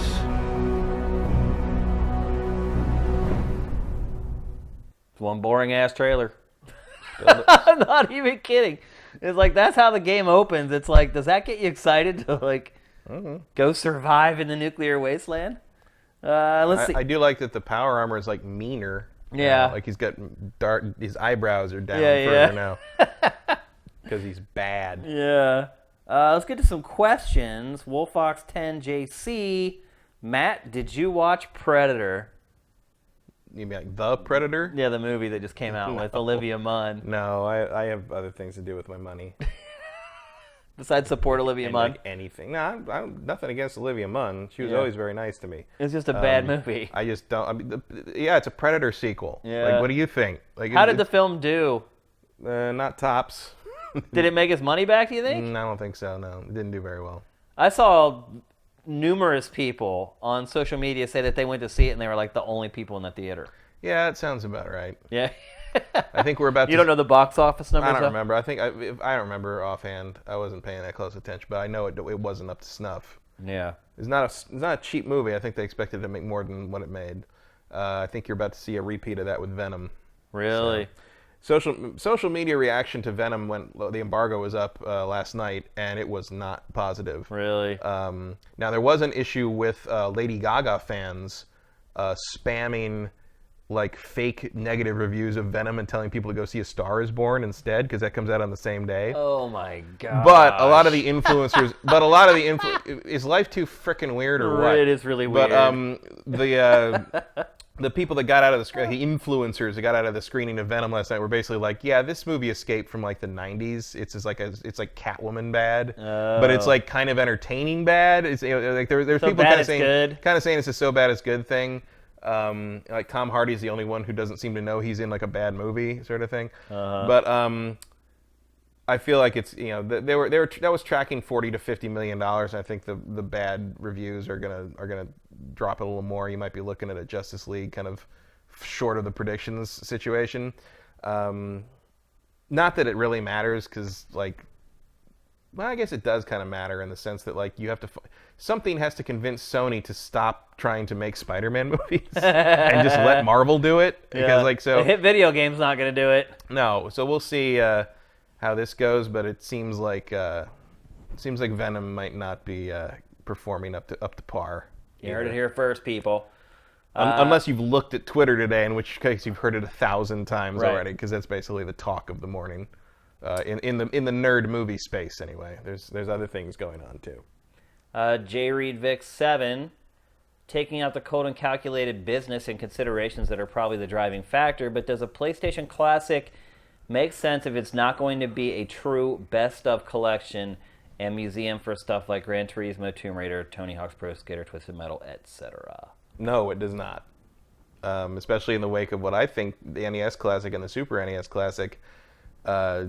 Do a good job of being that. Do we even know that yet, though, about the PlayStation Classic? Those games aren't going to be there? The fact that there's no analog stick, to me, says that several of those games will not be there. Yeah. There will not be a Metal Gear Solid. There will not be Gran Turismo. You don't have an analog stick, you can't play those games.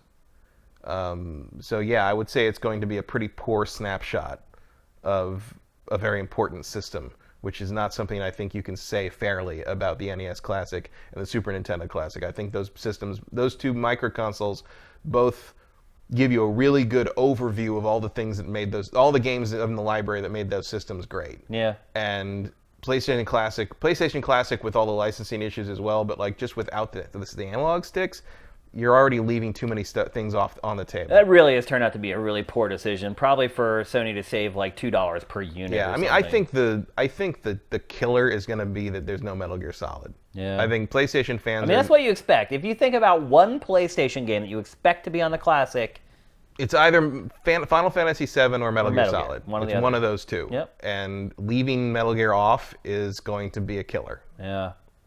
And I say we that still don't know that yet, though. Although, no, but I don't see how you do that without an analog stick. I don't either. I mean, I guess you can. You could. But wouldn't be ideal. I wouldn't want to. Yeah. Here's one from W. Did it use the analog stick at the time? It was after the dual analog came out, because 98, but I don't remember if... It must have. Was it required? I know it used it, but was it required? It may not have been required. I wouldn't know, because I bought like the analog, like the DualShock, as soon as it came out. I bought the dual analog. It wasn't even the DualShock yet. It was the one with the long sticks. It was just the shock. It was no shock. It was just the dual analog. Yeah. And it had better sticks because they were concave. Right. I got that to go with Colony Wars. Another game that won't be on it. Yeah, which should be. Only I and like 2 people in the comments of the last GameFace care about. Yep. Bring back Colony Wars. W. Matthew, what third-party publisher gets cross-platform play between all the consoles first, and bonus, which game? Epic doesn't count. Also, what do you think of the Google Stream stuff? Did you sign up for the beta? Well, removing Epic from the choices takes away the most obvious answer, that's for sure. I mean, it would be Psyonix with Rocket League. Yeah, they said that they can turn that on whenever they want. Yeah, they're just waiting to flip a switch, contrary to what Sean Layden may tell you. Rocket League's been ready for like months and months, so I would say absolutely Rocket League. Yeah, like they've talked about that like 2 years ago, I think. Yep.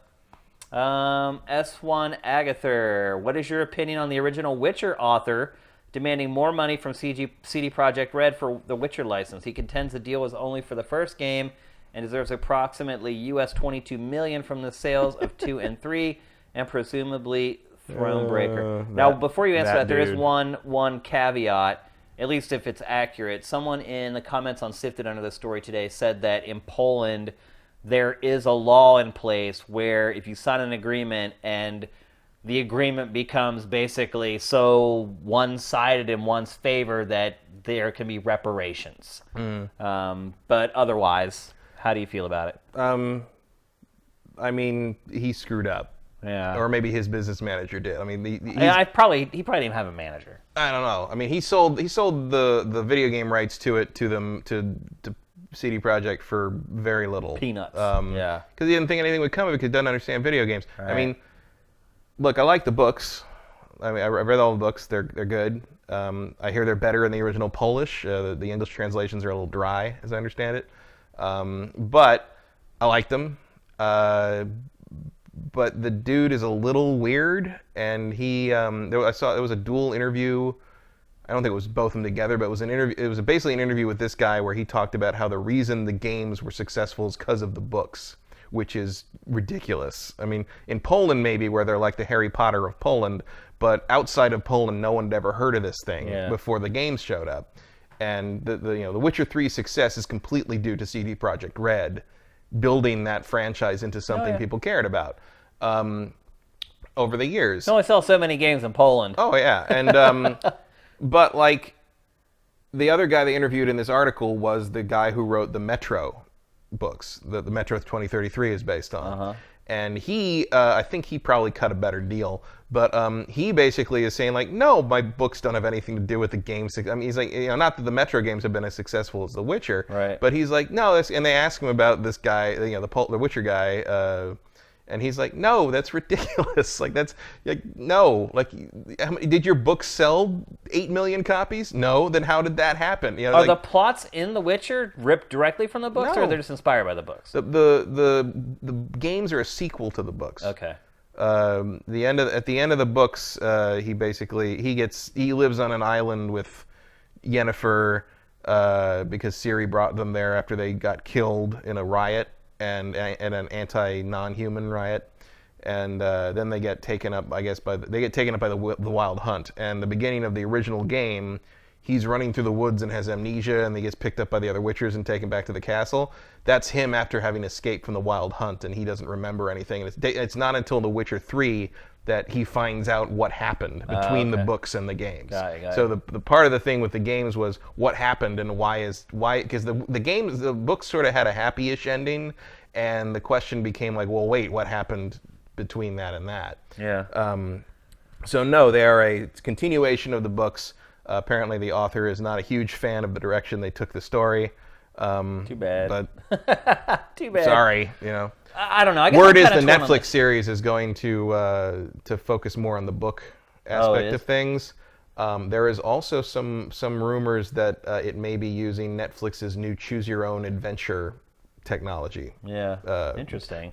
Apparently two of the projects, because an episode of Black Mirror in the new season, which goes up in December, I think. One episode. Is a new season of Black Mirror coming in December? That's what I understand. Woohoo! Yes. So one episode of that is apparently going to have some kind of choose your own adventure element to it. Really? So you can pick the ending or something. Are you kidding me? It's a thing Netflix has been working on. That sounds awesome. And the same report says that two of the other projects they're trying to apply that to are video game adaptations. Wow. And you have to assume one of those is The Witcher. Yeah, of course. Yeah, it has to be.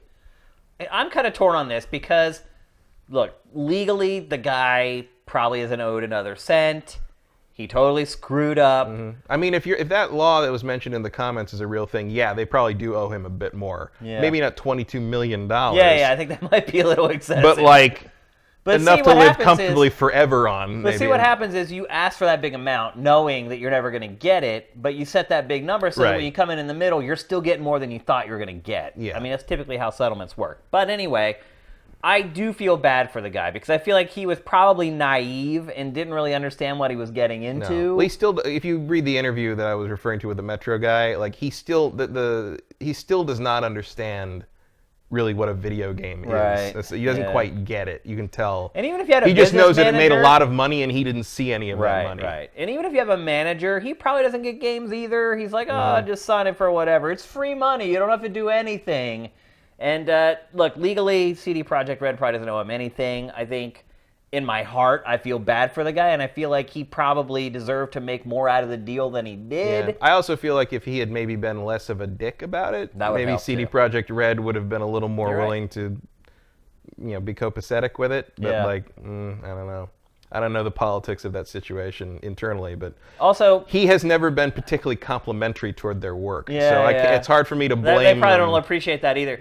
And I mean, the guys at CD Projekt Red are great, but we don't know their lawyers. Yeah. So, and that's two completely different things. So I think you should just keep that in mind when you look at it. I credit CD Projekt Red for basically the worldwide success of The Witcher at this point because of course I would never have heard of any of those books if I those never games even know it hadn't come existed out. if it wasn't for the game. Yeah, the only reason I only looked at it back when they were first demoing it in the back of the BioWare booth years ago because I'm like, Witcher, what kind of word is that? That was my whole curiosity was what is a Witcher, and here we are now. Oh, we never answered W. Matthews' question about Google and the whole I don't know what that stream is. stuff. Like, I saw something quickly, right before I left to come over. Is that like and I do not have the whole story, but there's know. some kind of breaking news that happened today about it. Maybe you can give us more context and we'll reply to it when we know more about it. On Tuesdays, I am literally in like a bubble. Like, I wake up and just the first moment I wake up is just getting this show together. And I charge it until I get in my car to come over here. And I have no idea what else is going on in the world. Like, I saw the Harry Potter stuff today because somebody emailed me about it and I had it in my inbox this morning. But otherwise, I probably wouldn't have known about that either. So, let's answer a couple more. Congrim 1, Amazon has recently been canceling pre-orders for Switch products and not offering them for sale. They've done the same to PlayStation in the recent past as well.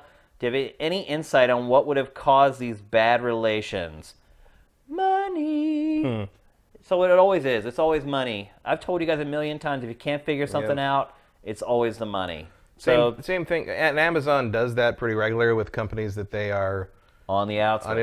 They've been doing that with Disney distributed movies for years. Like it goes back to I think it goes back to Winter Soldier. You can't pre-order physical Blu-rays of Marvel movies or Star Wars movies on Amazon because Amazon will only let you order the digital copy until the day the physical item comes out. Which is why I have not bought a single Marvel or Star Wars movie from Amazon for years because I just go get it from a store that is going to sell it to me. Because the whole point of the Amazon pre-order is to sometimes you get a lower price because the price fluctuates.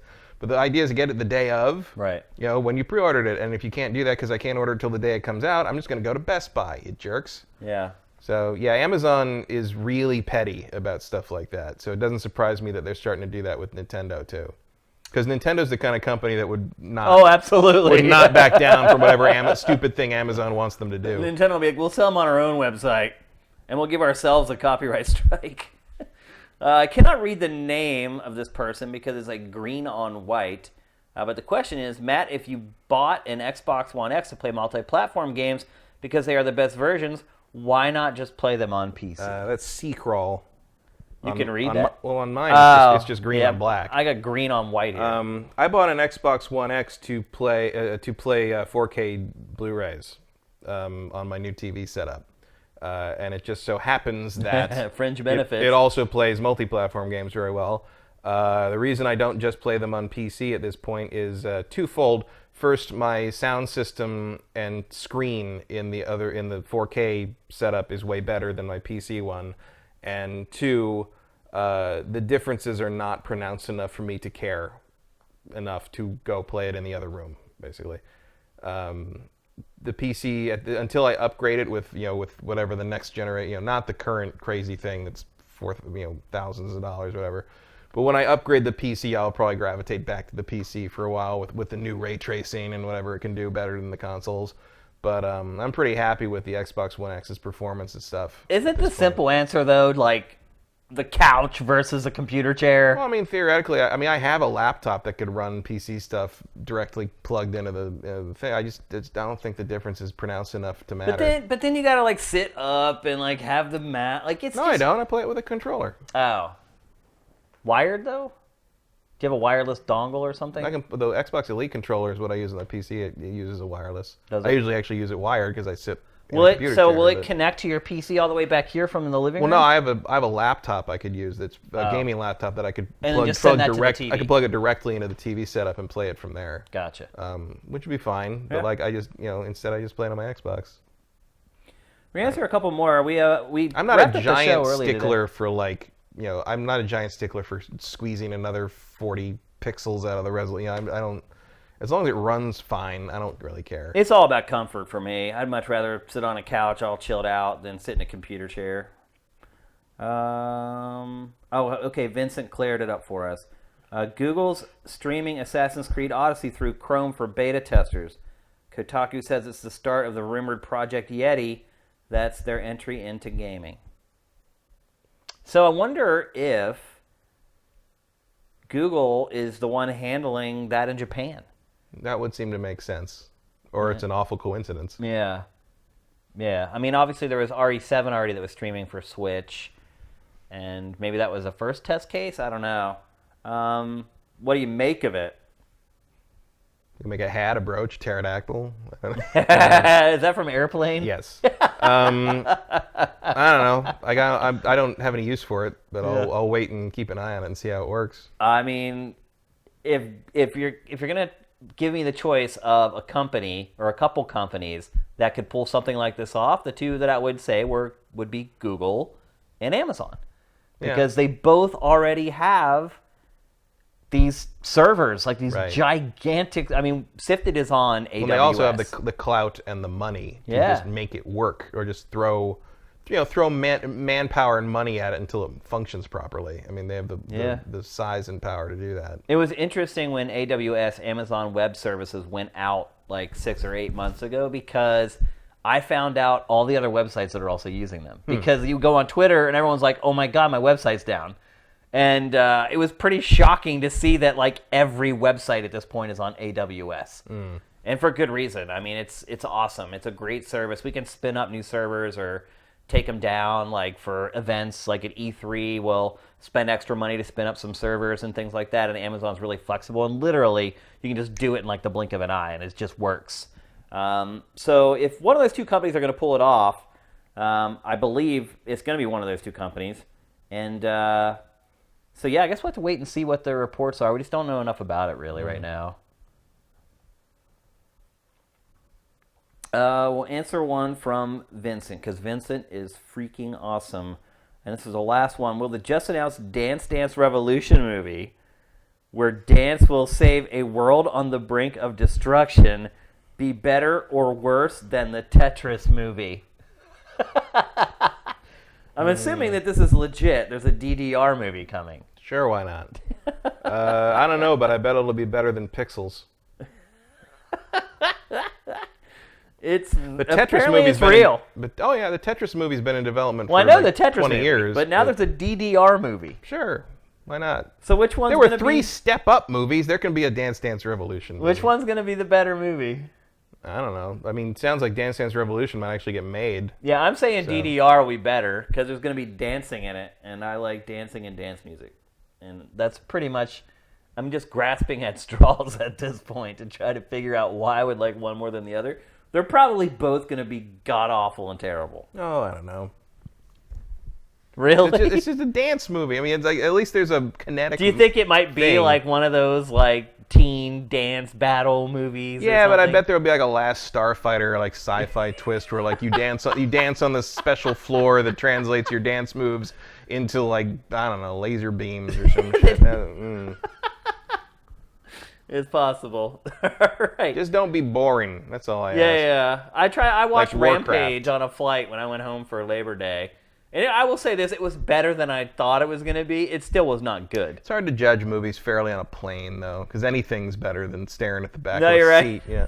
I watched that stupid penguin surfing movie on a plane I thought was all right. You know, I'm like, it's possible. It's a difficult situation to be in. Yep. A long plane flight. All right, so that's it for GameFace episode 142. Like I said, gotta go buy those shirts. I'm gonna be wearing this shirt every day until the end of time, until we've broken even on our t-shirts. So help us out.